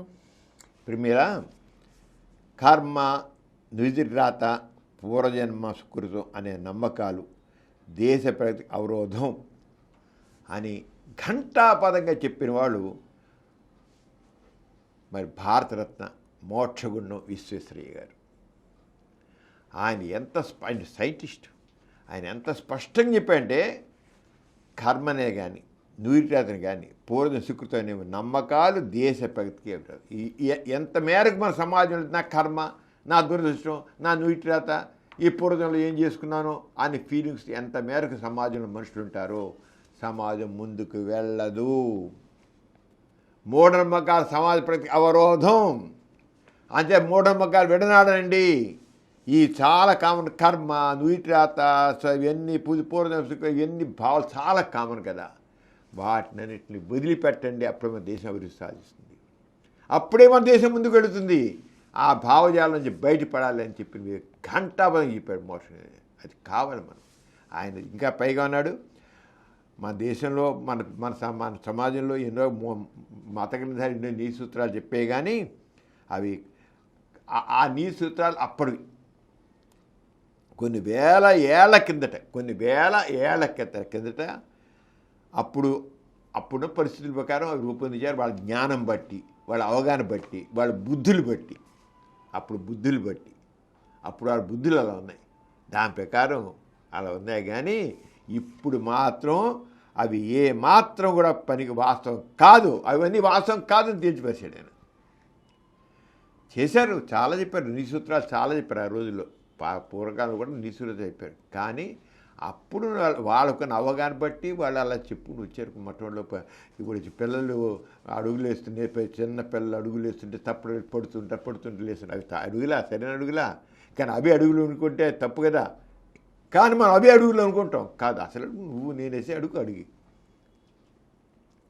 కానీ మన వాళ్ళు ఈ రోజుకి ఆనాడు ఇప్పుడు కొన్ని వేల సంవత్సరాల క్రితం చెప్పిన విషయాల్ని ఇప్పటికీ సనాతన ధర్మం అని చెప్పి మనం మూఢంగా నమ్ముతున్నాం. సనాతన ధర్మం, ఎటర్నల్ ఫ్యాక్ట్స్, ఆ ఎటర్నల్ ఫ్యాక్ట్స్ అనే దాన్ని మోక్షగుండం విశ్వేశ్వరయ్య కొట్టారు. ఆనాడు చెప్పినవి వాటిని నమ్మడం అనేది కరెక్ట్ కాదు, అవి వాస్తవాలు కూడా కాదు అని గంటపదం చెప్పాడు. సైంటిస్ట్ కనుక అంత స్పష్టంగా సైన్స్ అనేది సైన్స్ కూడా ఇవాళ కొన్ని ఫ్యాక్ట్స్ ఉంది, రేపు పూర్తిగా అదే నిజం కాకపోవచ్చు, దానికి ఎడిషన్ ఉంటుంది, కొన్ని డిలీషన్ ఉంటుంది. అసలు ఫ్యాక్టే, చాలా వరకు ఫ్యాక్టే, కానీ పూర్తిగా కాదు, దానికి యాడ్ చేయడం ఉండొచ్చు, కొన్ని తేడా తీసేయాల్సి వస్తుంది అని సైంటిస్ట్ కనుక అది చెప్పాడు. కొండ బద్దలు కొట్టినట్లు ఆయన చెప్పారు. ఆయన విశ్వేశ్వరయ్య గారు 1912లో బెంగళూరులో సెంట్రల్ కాలేజీలో చాలా గంటకి ఇలాంటి మాట్లాడాడు. ఇలాంటి విషయాలు ఏదో పాత సనాతన ధర్మం అని ఇప్పుడు మనం మాట్లాడుతున్నాం కదా, ఈ మాటలు పక్కన పెట్టండి. ఆ రోజున అప్పుడు పనికొచ్చాం కానీ అప్పుడు జ్ఞానానికి, అప్పుడు మా ఆలోచనలకి ఇప్పుడు కాదు అని చెప్పాడు. అంత స్పష్టంగా చెప్పాడు. నవతరం చదువు, సుశక్తి, విశ్వాసం కావాలి. నవతరంలో చదువు మీద శ్రద్ధ కావాలి, సుశక్తి, విశ్వాసం కావాలి, విశాల భావాలు పెంపొందించుకోవాలి. అదే పదే చెప్తుంటాడు. అంటే new thought process, thinking process రావాలి. కొత్తగా నూతనగా ఉంచారు. కానీ పాత పద్ధతిలో ఏదో ఆ భారతంలో చెప్పారు, రామాయణంలో చెప్పారు, భాగవతంలో చెప్పారు, భగవద్గీతలు చెప్పారు అని ఆలోచించడం కాదు. నువ్వు కొత్తగా ఆలోచించు, నువ్వు నన్ను ఆలోచించు, కొత్త పందాలు ఆలోచించు, అంతే. నువ్వు మనిషివి, నీకు ఆలోచన ఉంది అని అంత స్పష్టంగా చేశారు. మూఢనమ్మకాలు, అజ్ఞానం వదిలిపెట్టి విజ్ఞానం వైపు పురోగమించడంతోనే మన దేశ భవిష్యత్తు ముడిపడి ఉందని ఆయన ఘంటాపరంగా చెప్పాడు. ఒక సైంటిస్ట్ కనుక ఆవేదనతో మీరు అలాంటి భావజాలం వదిలిపెట్టిండారా, వద్దు మరగాలని భావజాలం. అది అప్పటికి విషయం, పాతకాలం విషయం, అప్పుడు విషయం పరిస్థితి ప్రకారం మనిషి నిరంతరం అభివృద్ధి చెందుతాడు, సైన్స్ నిరంతరం అభివృద్ధి చెంది. ఈరోజు విషయం చూడు, ఆనాడు విషయం కాదు, ఈనాడు విషయం చూడు. ఇప్పుడు ఈనాడు దాని విధంగా నువ్వు నాలెడ్జ్ని పెంచుకో, కొత్త ఇంకా పెంచుకుంటూ వెళ్ళు నాలెడ్జిని. విశ్వేశ్వరయ్య గారు మరి అరంగా అజ్ఞానం, అకర్మణ్యం అధికంగా ఉన్న 19వ శతాబ్దంలో ఆయన 1861 సెప్టెంబర్ 15న కర్ణాటకలోని తెలుగు ప్రాంతమైన కోలార్ జిల్లా ముద్దనీరులో ఒక సామాన్య కుటుంబంలో జన్మించారు. చిన్నప్పుడే తండ్రి చనిపోయాడు. ఆయన అఖండ ప్రజ్ఞాశాలి. ఆయన తండ్రి చనిపోయి విశ్వేశ్వరయ్య గారు మ్యాన్మా వద్ద బెంగళూరులో సెంట్రల్ హై స్కూల్లోను, సెంట్రల్ కాలేజీలో చదువుకుని పూనా ఇంజనీరింగ్ కాలేజీలో అత్యంత ప్రభావవంతుల విద్యార్థిగా గుర్తింపు పొందారు. ఆయన ప్రతిభను గుర్తించి బొంబాయి ప్రభుత్వం వెంటనే ఇంజనీర్గా నియమించింది. ఆయన్ని 1908లో సూపరింటెండెంట్ ఇంజనీర్గా స్వచ్ఛందంగా పదవిరమణ చేసి విశాల ప్రపంచంలో అడుగుపెట్టారు. పూనాలో ఇంజనీరింగ్ విద్యార్థిగా, ఉద్యోగిగా, మహారాష్ట్రలో సంఘ సంస్కరణకు, జాతీయ ఉద్యమాలకు సన్నిహితమై ఆయన కేవలం ఇంజనీర్ కాకుండా అప్పుడు జాతీయ ఉద్యమం మరి జరుగుతున్న ఇదిగా భారతదేశానికి స్వాతంత్ర్యం కావాలని జాతీయ ఉద్యమానికి ఎన్నో సంస్కరణలు జరుగుతున్నాయి. దాని సన్నిహితమై ఆయన అభ్యుదయ భావాలు అలుచుకున్నారు. రాండే, తిలక్, గోఖలే, గాంధీ వల్ల ప్రభావితమై స్వదేశ సంస్థానాల్లో చైతన్యం తీసుకురావడానికి ఆయన కృషి చేసేవాడు. అన్ని భారతదేశం అన్ని స్వదేశ సంస్థానాలు, నిజాం అదొక సంస్థానం. అలాగే కొన్ని మునగాల ఒక పరగణ, అదో స్వదేశ సంస్థానం. ఇలాగే దేశం అంతా రాజులు విడిపోయింది. మన భారతదేశం అంతా ఇప్పుడులాగా ఒకటిగా ఏం లేదు, అనేక మంది రాజులు. భారతదేశం అంతా అనేక మంది రాజులతో, ఒకడు ముస్లిం రాజు అవుతాడు, ఒకడు ఇంకో రాజు అవుతాడు, ఒకడు ఇంకో పోర్చుగల్ వాళ్ళు ఉన్నారు, ఒకడేమో ఇంకోటి ఉన్నాడు, ఫ్రెంచ్ ఇలాగ ఉన్నాడు, ఒకడు అలా ఉన్నారు. అంతే రకరకాలుగా అందరు మహమ్మదీయులు, క్రిస్టియన్స్, ఇలాగ మొత్తం భారతదేశం ఎప్పుడు ఈరోజు మనం చూసిన భారతదేశం కాదు. అప్పుడు ఆ స్వదేశ సంస్థానాలని చాలా ఉండేవి. రాజ్యాలు ఎవరి రాజ్యం వాడిదే. ఇప్పుడు నిజాం ఉన్నాడు, నిజాం రాజ్యం వాడి ఓన్లు, వాడు వేరే నాణాలు, కరెన్సీ వేరు, వాడి పాలన వేరు, వాడి రూల్స్ వేరు, నియమాలు వేరు, వాడి చట్టాలు వేరు, అన్నీ వేరే. ఎవడి ప్రాంతం వరకు వాడికి ఒక చట్టం. ఈయన అలా కాకుండా వాటన్నిటిని చేసి అక్కడికి ఆ స్వదేశ సంస్థానాల్లో చైతన్యం తీసుకొచ్చి మీరు మానవత్వంతో, అభ్యుదయంతో ఉండాలి. ఒక దేశం కోసం మన ముస్లిం బ్రిటిష్ వాళ్ళని మనం ఇక్కడి పోగొట్టాలి. బ్రిటిష్ వాళ్ళు చేశారు, ఈ స్వదేశ సంస్థలను అందరి దగ్గర నుంచి డబ్బులు పుచ్చుకుంటూ వాళ్ళు ఏకచేతనం చేశారు. వాళ్ళు ఇక్కడ కొల్లగొట్టుకెళ్ళడం పని ఏంటంటే మన దేశం సంపద అంతా కొల్లగొట్టుకెళ్ళడం. అలా కొల్లగొట్టుకు వెళ్ళిపోయారు. మన దగ్గర ఉన్న అన్నీ కొల్లగొట్టుకు వెళ్ళారు.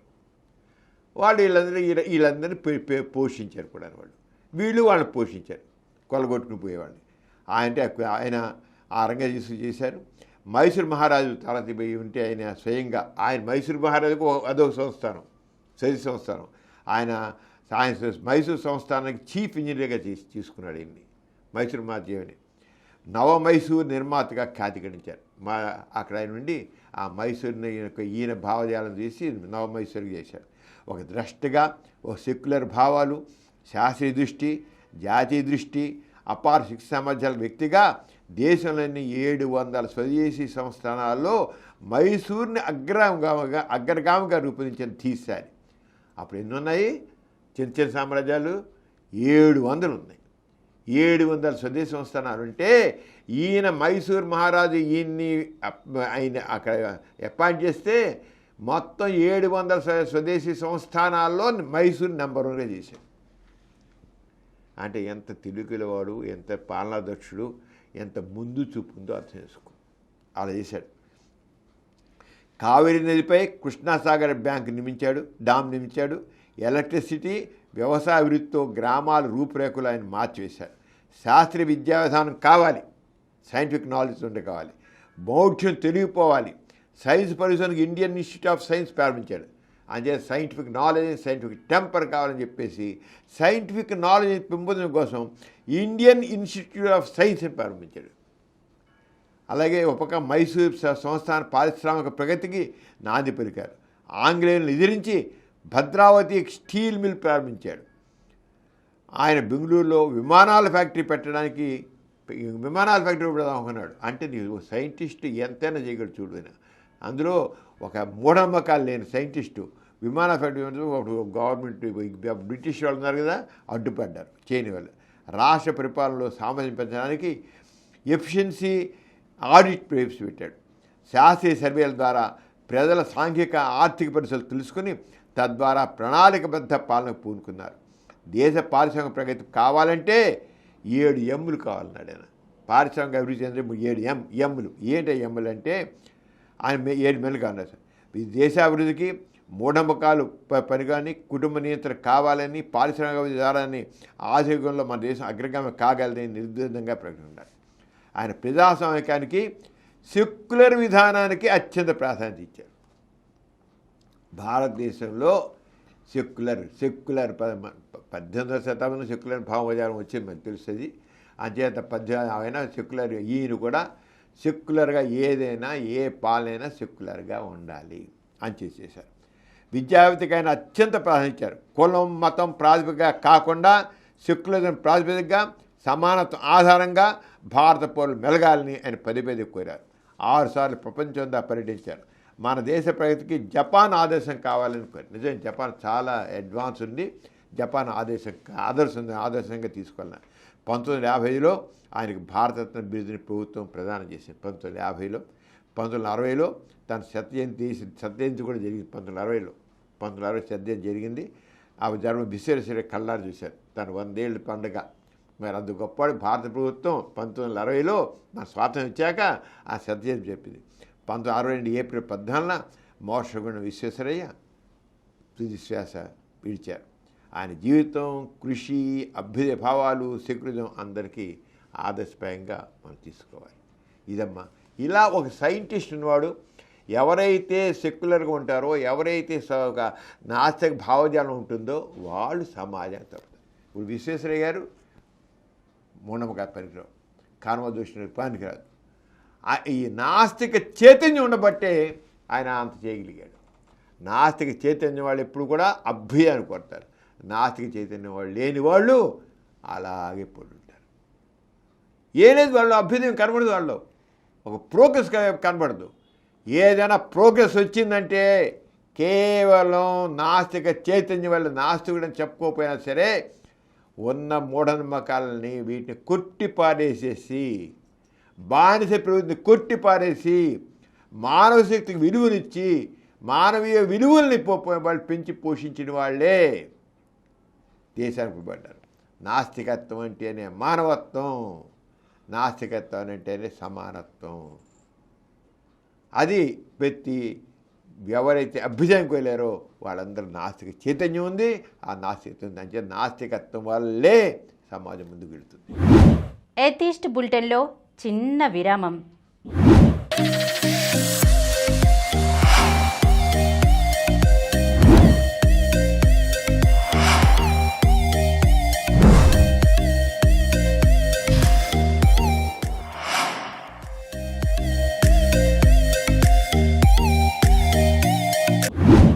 ఎథీస్ట్ బులెటిన్కి తిరిగి స్వాగతం.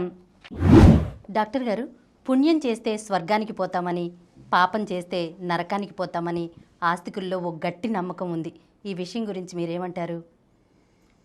చూడమ్మా, మనం ఇవాళ చెప్పుకున్నాం రీజనింగ్, లాజికల్ థింకింగ్ అని.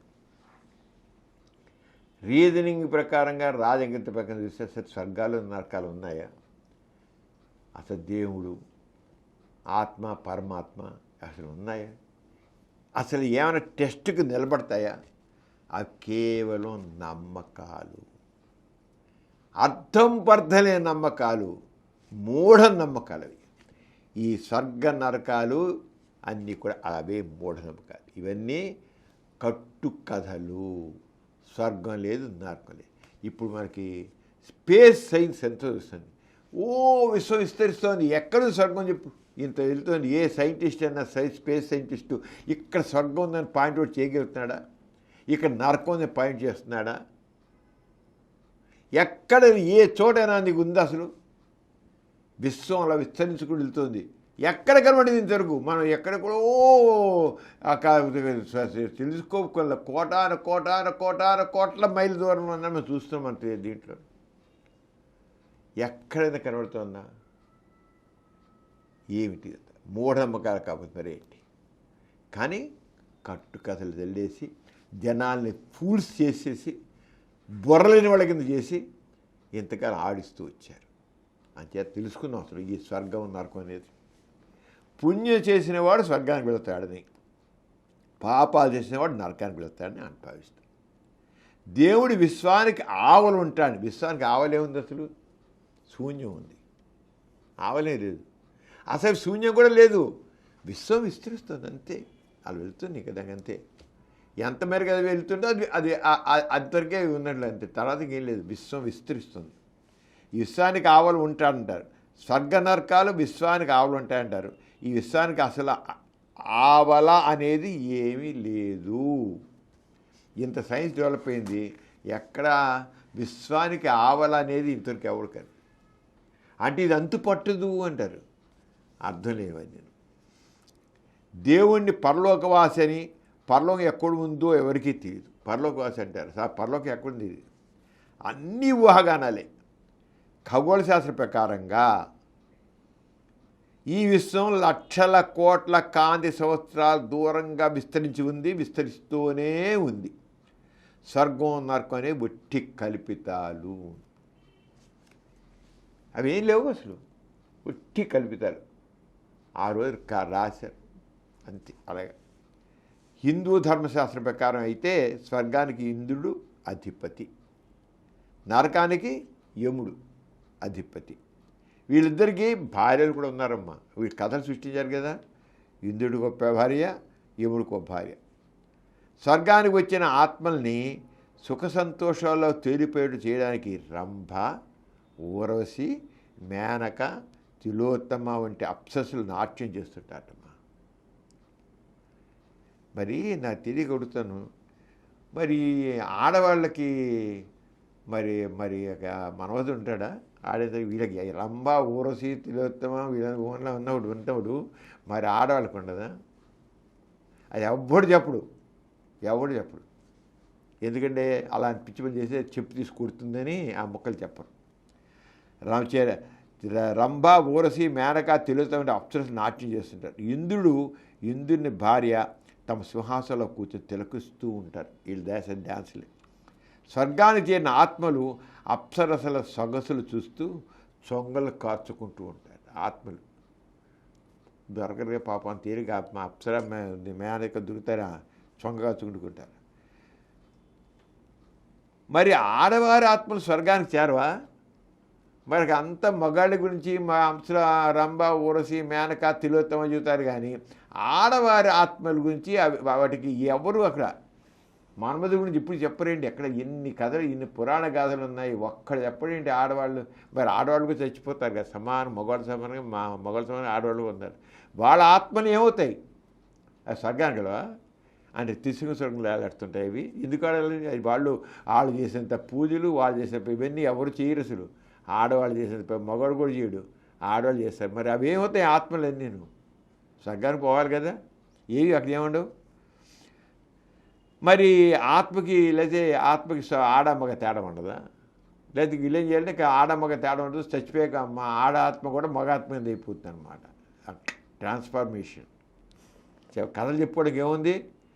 చనిపోయాక ఆడాత్మ మగాడు అంటే మగవాడు పురుషాధిక సమాజం కదా, అంచేత ఆడాత్మ కూడా మగ ఆత్మ కింద మారిపోతుంది. డామినేషన్ మగాడు ఏం చేస్తుంటే తను లాగేసుకుంటుంది అన్నమాట, మగాడి కింద మార్చేస్తుంది చెప్పాడు.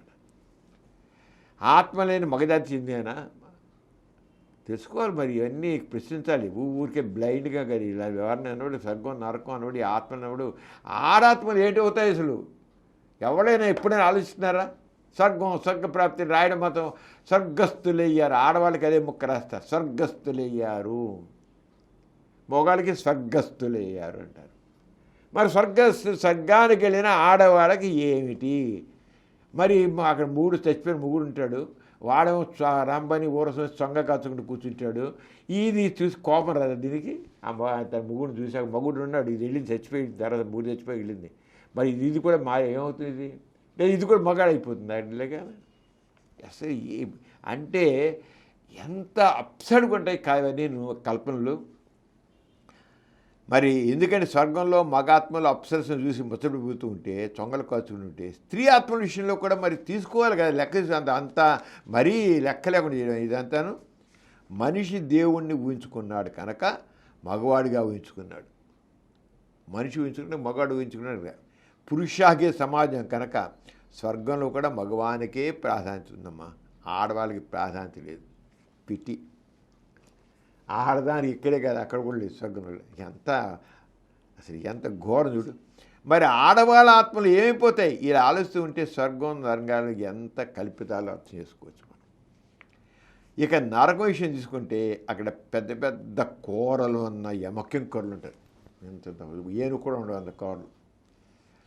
మరుగుతున్న నూనె బాణీలు, ఎర్రగా కాలిన కడ్డీలు, కొరడా దెబ్బలు, ఆహాకారాలు, చాలా భయంకరంగా చిత్రంగా ఉంటుంది. మరి స్వర్గం నరకం ఒకటే ఉన్నాయా? లేక ఏ మతానికి ఆ మతానికి చెందిన స్వర్గాలు నరకాలు వేరుగా ఉన్నాయా?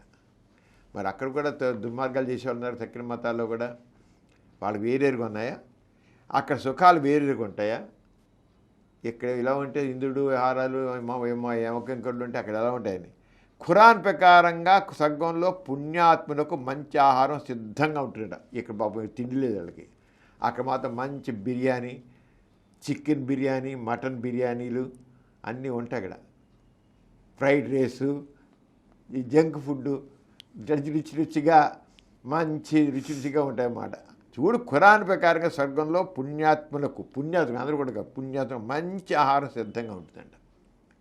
అక్కడ కుర్చీలపై ఎదురుగా కూర్చుంటారట, కుర్చీలే ఉండాలి. మరి అక్కడ తాగినంత మద్యం వాళ్ళకి ఇస్తారట అక్కడ స్వర్గంలో వాళ్ళకి, తాగినంత మద్యం. మరి ఆడవాళ్ళకి ఏమిస్తారో పుట్టిన ప్రాంతం బట్టి వారి ఆచారాల సంప్రదాయం బట్టి వాళ్ళ మత గ్రంథాల్లో అలా రాసింది. స్వర్గ నరకాలని వేరువేరుగా ఉన్నప్పుడు దేవుళ్ళు కూడా వేరుగా ఉండాలి కదా. అంటే దేవుళ్ళ మధ్య కూడా కాంపిటీషన్, దేవుడు కూడా కాంపిటీషన్ ఉంది. వాళ్ళకి పూర్తి పవర్ లేదు. వాడి మీద వాడు ఇంకోటి ఉన్నాడు, వీడి మీద ఇంకోటి ఉంటాడు. మరి దానిచే దేవుడు సర్వశక్తివంతుడు అంటే కాదు. వాడికి ఒకడు ఉన్నాడు ఆల్రెడీ, వాడికి 3 ఉన్నాడు, దేవుడికి 3 ఉన్నాడు, ఉంటాడు.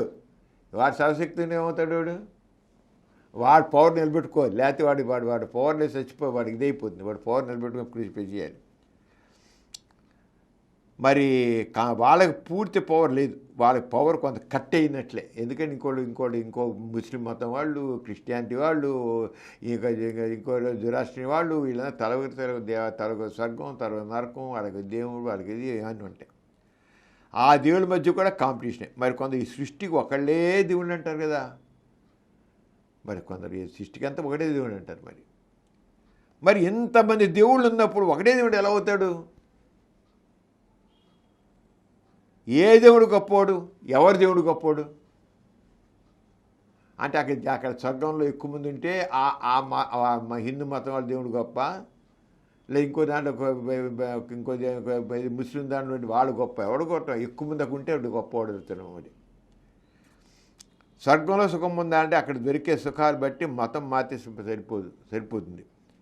అంచేత చచ్చిపోయి స్వర్గంలో ఊరసి మోన మేనక తిలోత్తమ రంభ వీళ్ళందరూ ఉంటారు కనుక చచ్చిపోయే ముందు మతం మారిపోయారు అనుకో, సో భరంగా రంభలు ఊరసులు మేనకలు వస్తారు. ఈ ఖురాన్ ప్రకారం చూసినట్లయితే రంభలు ఊరసులు లేరు. ఎందుకు?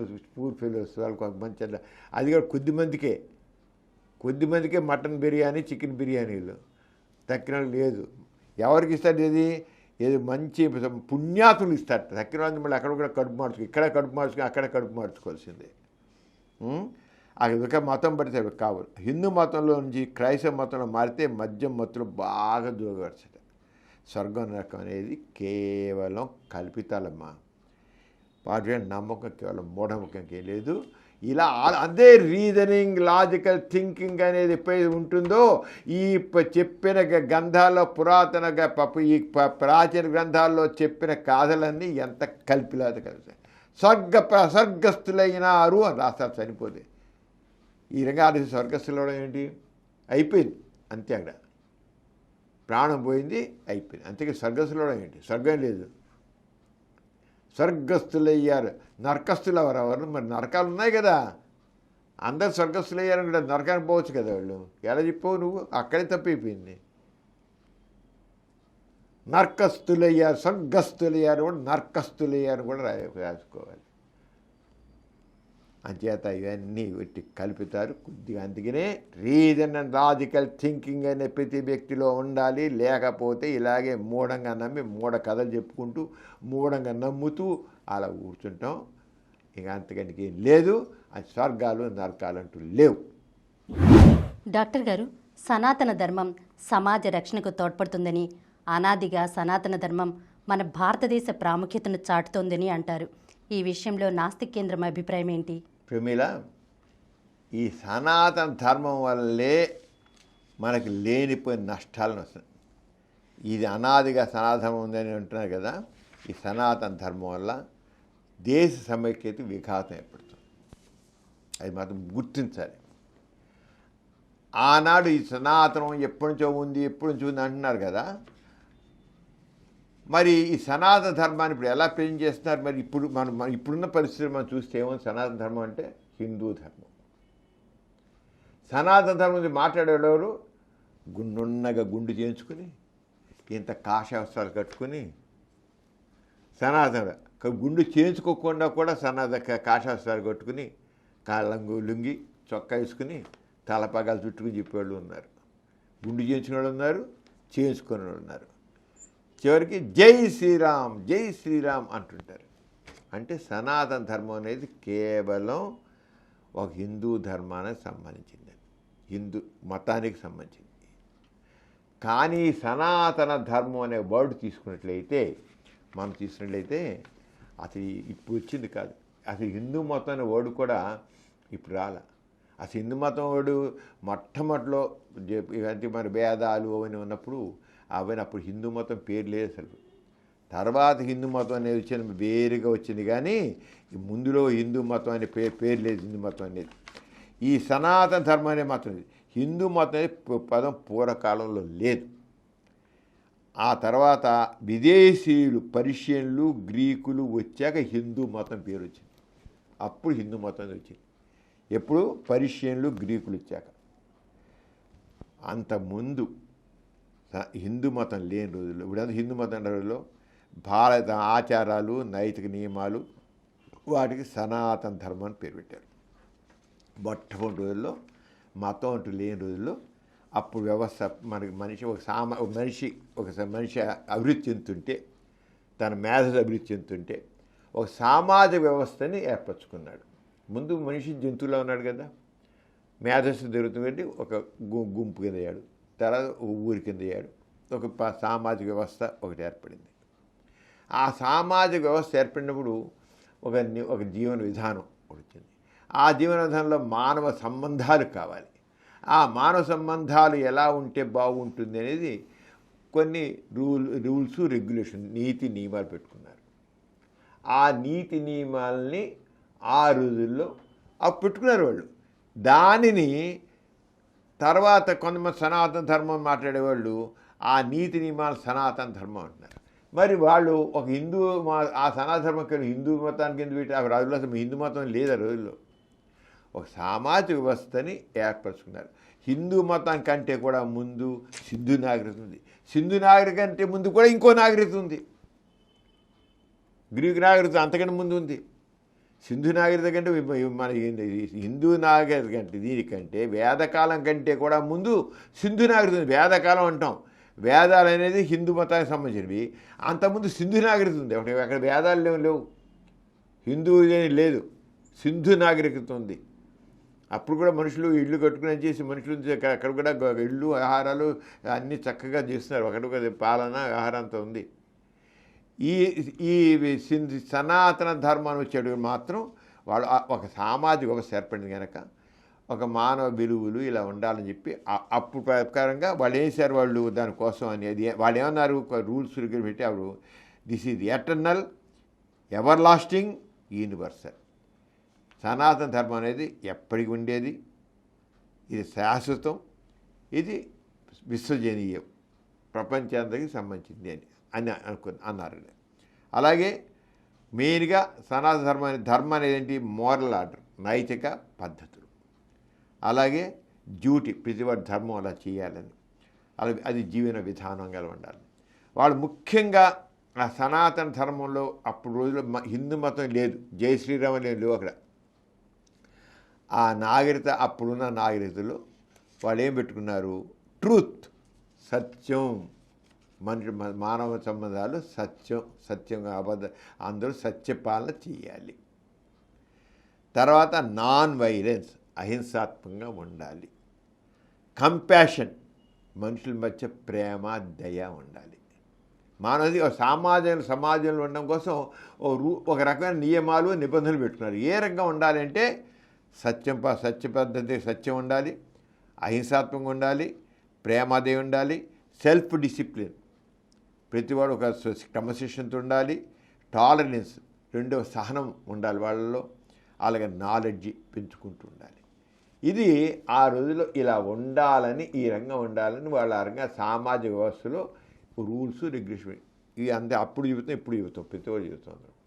అప్పుడు ఉంది, ఇప్పుడు ఒకటి. సామాజిక ధర్మంలో ఇది ఉంటేనే సమాజం చక్కగా నడుస్తుంది. అదే ఆ రోజులు పెట్టున్నారు.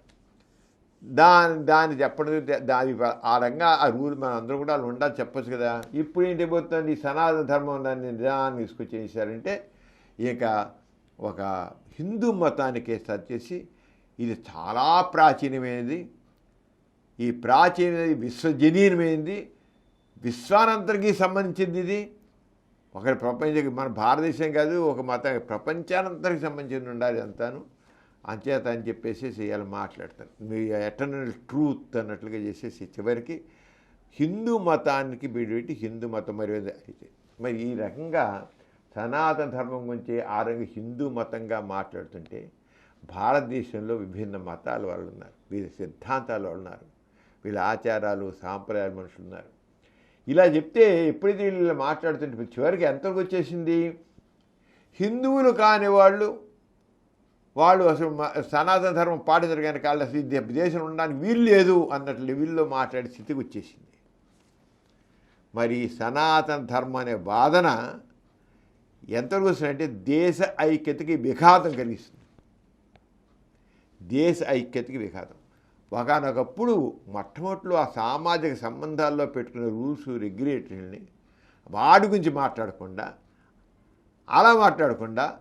ఒక సనాతన ధర్మం అంటే హిందూ మతానికి సంబంధించింది, కొన్ని వాళ్ళంతా హిందువులు, ఈ హిందూ రాజ్యము, హిందూ మతము, మీరందరూ అలా ఉండాల్సిందే, హిందువులు కాని వాళ్ళు ఈ దేశంలో ఉండడానికి వీలు లేదు అన్న లెవెల్లో అసలు భారతదేశాన్ని ఇండియా అన్నానికి వీలు లేదు, భారత మాత అన్న భారతదేశానికి భారతదేశం అనాలి కానీ ఇంకోటి అన్నానికి వీలు లేని లెవెల్లో మాట్లాడుతున్నారు. భారతదేశం, లేకపోతే హిందుస్థాన్. పాకిస్తాన్ అక్కడ ఉంది కనుక హిందుస్థాన్ అనాలని దీన్ని. హిందూ అంటే హిందూ మతం. అంటే చివరికి ఈ సనాతన ధర్మం ఏ రూపం మార్చిందంటే, ఒక మతానికి ఆ మతాల ముందు ఆ మతస్థులు మీద ఈ దేశంలో మేము ఎక్కువగా ఈ మతాన్ని ఆచరించడం ఉన్నాం కనుక మాది ఈ ల్యాండు, ఈ భూభాగం మాది. మీరు క్రిస్టియన్స్ అవ్వచ్చు, హిందూస్ అయినట్లయితే, ముస్లిమ్స్ అయినట్లయితే, ఇంకోళ్ళైతే ఈ దేశం వదిలిపోండి, ఇది మాది అనే లెవెల్లో మాట్లాడతారు. అరే ఈ దేశం అందరి భారతదేశం, అసలు భారతదేశం ఎప్పుడు ఒకటే లేక చెప్పాం కదా, స్వదేశీ సంస్థానాల్లాగా ఉండి ఖండాల గురించి రాజులు అనేక రాజులు ఉన్నారు. ఇప్పుడు ఒకటి కాదు భారతదేశం, ఒకటి కాదు, అనేక రాజ్యాలు ఉన్నాయి ఇక్కడ, అనేక సంస్థానాలు ఉన్నాయి. ఎంతమందో రాజులు ఉన్నాయి రకరకాలుగా. ఒక మతం మహమ్మదీయులకు రాజ్యం ఒకే సమయంలో మహమ్మదీయులు రాజ్యం వెళ్ళారు, హిందువులు రాజ్యం వెళ్ళారు, పోర్చుగీస్ వాళ్ళ రాజ్యం వెళ్ళారు, ఒకే సమయంలో వీళ్ళంతా కూడా రాజ్యం వెళ్ళారు. అలాంటిది మాదే, మేమే ఈ సనాతన ధర్మం ప్రకారం మాది ఇంత సనాతన ధర్మం ఇదని చెప్పేసేసి చివరికి ఎంత ఏ లెవెల్కి వెళ్ళిపోయారంటే వీళ్ళు ఆ సనాతనంలో. మరి దాంట్లో ఈ సనాతన ధర్మంలో ఏం చేశారు? వేదాలు, ఉపనిషత్తులు, భగవద్గీత, స్మృతిలులో మరి వీరంగా, అలాగే ఇక వాళ్ళ మొత్తం ఆరంగా పెట్టుకోవాలి. మరి న్యాయ, యోగ, వేదాంత ఇలాంటివన్నీ కూడా పెట్టుకుని ఇలాంటివి అంతే. ఎవరు చెప్పారు అంతా? ఏదేం చెప్పారు? ఇది కేవలం హిందూ మతానికి సంబంధించినవి అక్కడిది. ఏ భారతదేశంలో అందరూ ఉన్నారుగా, మరి వాళ్ళ గురించి ఎందుకు చెప్పరు? ముస్లిమ్స్ ఎందుకు చెప్పరు? వీళ్ళు క్రిస్టియన్స్ ఉన్నాడు ఇక్కడ చాలా, వాళ్ళు ఎందుకు చెప్పరు? కేవలం హిందువుల గురించే మాట్లాడుతున్నారు సనాతన ధర్మాన్ని. సనాతన ధర్మాన్ని అసలు హిందూ లేదు. ఏదైతే మనం ఇంతకు చెప్పుకున్నామే, truth, non violence, compassion, self discipline, tolerance, knowledge అనేది ఏ మతానికి సంబంధించింది కాదు. These are universal. దాని గురించి అవి సనాతన ధర్మం అంటే యాక్చువల్గా ఇది కోర్ ఐడియాస్ ఆఫ్ సనాతన ధర్మ. కోర్ ఐడియాస్ ఆఫ్ సనాతన ధర్మం మూలమైన కథవి అసలు చెప్తున్నారు. అలాగా వదిలేసి జై శ్రీరామ్, లేకపోతే నిదానంగా ధర్మశాస్త్రాలు నరగగా మరి దాంట్లో మనుధర్మశాస్త్రాన్ని తీసుకొచ్చి, మనుధర్మశాస్త్రంలో బ్రాహ్మణులు ఇక్కడి నుంచి వచ్చారు, క్షత్రియులు భుజం నుంచి వచ్చారు, వైశ్యులు ఇక్కడి నుంచి వచ్చారు, శూద్రులు పాదం కింద నుంచి వచ్చారు, పంచములు పాద ధూళి నుంచి వచ్చారు. ఇదా మాట్లాడింది. చివరికి ఆ రంగా మాట్లాడితే స్థితి ఈ సనాతన ధర్మం ఏదైతే మనుస్మృతి ఉందో ఆ మనుస్మృతిలో ఇవన్నీ రాసింది. అక్కడ పనిష్మెంట్లు, శూద్రులు పనిష్మెంటు. శూద్రులు అన్నవాళ్ళు కేవలం ఆ అగ్రవర్గాల వాళ్ళకి సేవలు చేయడం కోసం, మన ధర్మశాస్త్ర ప్రకారం అయితే సేవలు చేయడం కోసం. ఇదే భారతదేశం చాలామంది మరి మన ధర్మశాస్త్రం ప్రకారం అయితే సగం మంది పైన అంతా శూద్రులే, సగం మంది పైన శూద్రులే. వాళ్ళందరూ ఈ అగ్రవ కులాల వాళ్ళకి ఊడిగం చేయడం కోసం ఉన్నారు. ఇది సనాతన ధర్మం అంటే. మనుధర్మశాస్త్ర ప్రకారం ఇలాగుంది. ఇదే మనకు కావాల్సింది. ఇది ఎందుకు ఏమవుతుంది జనాలకి? ఒక సనాతన ఎటర్నల్ అన్నప్పుడు అందరూ ఉన్నారు, ఎందుకు చెప్పరు? ఇది ఏ మతానికి సంబంధం లేదు, ఎందుకు మాట్లాడరు? హిందూ మతానికి సంబంధం ఎందుకు మాట్లాడరు? సనాతన ధర్మం అనేది చాలా ఎటర్నల్, ఎప్పటి నుంచో ఉంది అన్నప్పుడు ఇది ఏ మతానికి సంబంధం లేదని ఎందుకు అనరు? ఎందుకంటే మనసులో హిందూ మతమే. దాన్ని పూర్తిగా సనాతన ధర్మాన్ని మొట్టమొదటిలో అప్పుడు సమాజ వ్యవస్థలో ఏ రకాల గుణాలు కావాలనో, వ్యవస్థ ఏ రకంగా ఉండాలనుకున్నారో అవన్నీ పక్కన పెట్టి పారేసేసి సనాతన ధర్మం ఒక పేరు పెట్టి హిందూ మతాన్ని దాన్ని భుజాన్ని వేసుకుని తక్కిన మతస్థులను కించపరుస్తూ, పైగా ఒక వ్యవస్థ పనికిరాని వ్యవస్థని ఒక అర్థం పడతలేని సామాజిక వ్యవస్థని తీసుకురావడానికి మన ధర్మశాస్త్రం దాన్ని భుజాన్ని వేసుకుంటూ దానికి లేనిపోయిన గొప్పతనాలు ఆపాదిస్తారు. వీళ్ళకి కాలం చెల్లిన బూజు పట్టిన పనికిరాని సిద్ధాంతాలను భుజాన్ని వేసుకుంటే దేశ ఐక్యత ఒకడు హిందువులు దేని ఒకడు ఎన్నో ఉండొచ్చు. అది కాకుండా ఇప్పుడు మన రాజ్యాంగం సెక్యులర్ స్టేట్లో మతం అనేది వ్యక్తిగతము. మతం ఉండొచ్చు, ఉండకపోవచ్చు, వ్యక్తిగతం. నమ్మొచ్చు, నమ్మకపోవచ్చు. కానీ సనాతన ధర్మం అని భుజాన్ని వేసుకుని భుజాలు ఎగరేస్తూ చంకలు ఎగరేసుకుంటూ అర్థం మాట్లాడుతూ హిందూ మతాన్ని పేస్తూ తక్కిన వాళ్ళకి ఒక రకమైన హిందువుల మీద ద్వేషం కలిగేట్టు చేసుకుంటూ అందరు కలిసి ఉండాల్సిన సమాజం దేశంలో, అందరూ కలిసి ఉండాల్సిన దేశంలో ద్వేషభావాలను రెచ్చగొట్టే విధంగా పెడితే ఎలాగా? ఏనాడు ప్రిన్సిపల్స్ని చెప్పే truth, non variance, compassion, self discipline, tolerance, knowledge అనే వాటిని ఏమైనా ప్రచారం చేస్తున్నారు వీళ్ళు? ఎవరైనా ఒక్కరైనా ప్రచారం చేస్తారు? ముఖాలు చెబుతున్నారు సనాతనం, ఇవి కోర్ ప్రిన్సిపల్స్ ఆఫ్ సనాతన ధర్మ. ఒక్కరైనా ఒకటి చెబుతున్నాడా? వాళ్ళు చెప్పేంత కేవలం ఒక మతం ప్రకారంగా మత సిద్ధాంతాలను, పురాణాలని, పనికిన పుక్కిటి పురాణ గాథల్ని భుజాన్ని వేసుకుని, గాథల్ని భగవద్గీతని వేసుకుంటూ వాటిని గురించి చెప్పుకోవడం, అదే గొప్పతనం. అసలు వీళ్ళు చెప్పే సనాతన ధర్మం కాదు.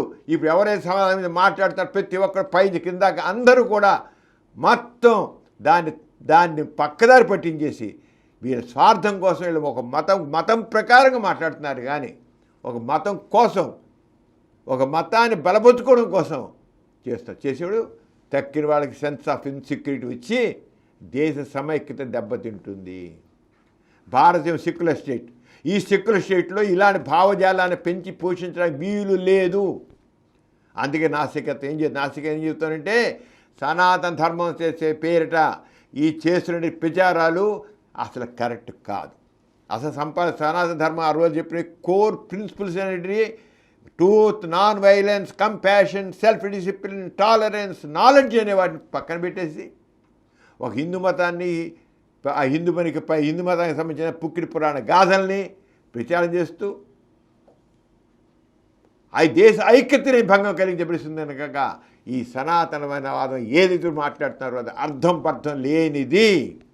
అది దేశ ఐక్యతకి నష్టం చేసేది, మనుషుల మధ్య అంతరాయాన్ని కల్పించేది, మానవత్వాన్ని మట్టుపెట్టేటి సిద్ధాంతాలు ఇవి అని పనికిరాని చేస్తుంది. నిజంగా కరెక్ట్. ఇప్పుడు సనాతన ధర్మం మాట ఏ ఒక్కడు కూడా ఏవైతే మన కోర్ ప్రిన్సిపల్స్ ఆఫ్ సనాతన ధర్మాన్ని ఆ రోజుల్లో మొట్టమొదటి ఏ మతం లేని రోజుల్లో అప్పుడు సామాజిక వ్యవస్థ కోసం ఏ ప్రిన్సిపల్స్ పెట్టారో వాటిని పక్కన పెట్టేసి మరుగుని పెట్టేసేసి హిందూ మతాన్ని ప్రచారం చేసుకుంటూ పనికిరాని గంధాలు ఏవైతే కాలం చెల్లినండి బూజు పట్టిన పనికిరాని చెత్త విషయాలన్నింటినీ సాంప్రదాయాలు పైకి తీసుకొచ్చి చేద్దామనుకుంటే ఎలా కుదురుతుంది?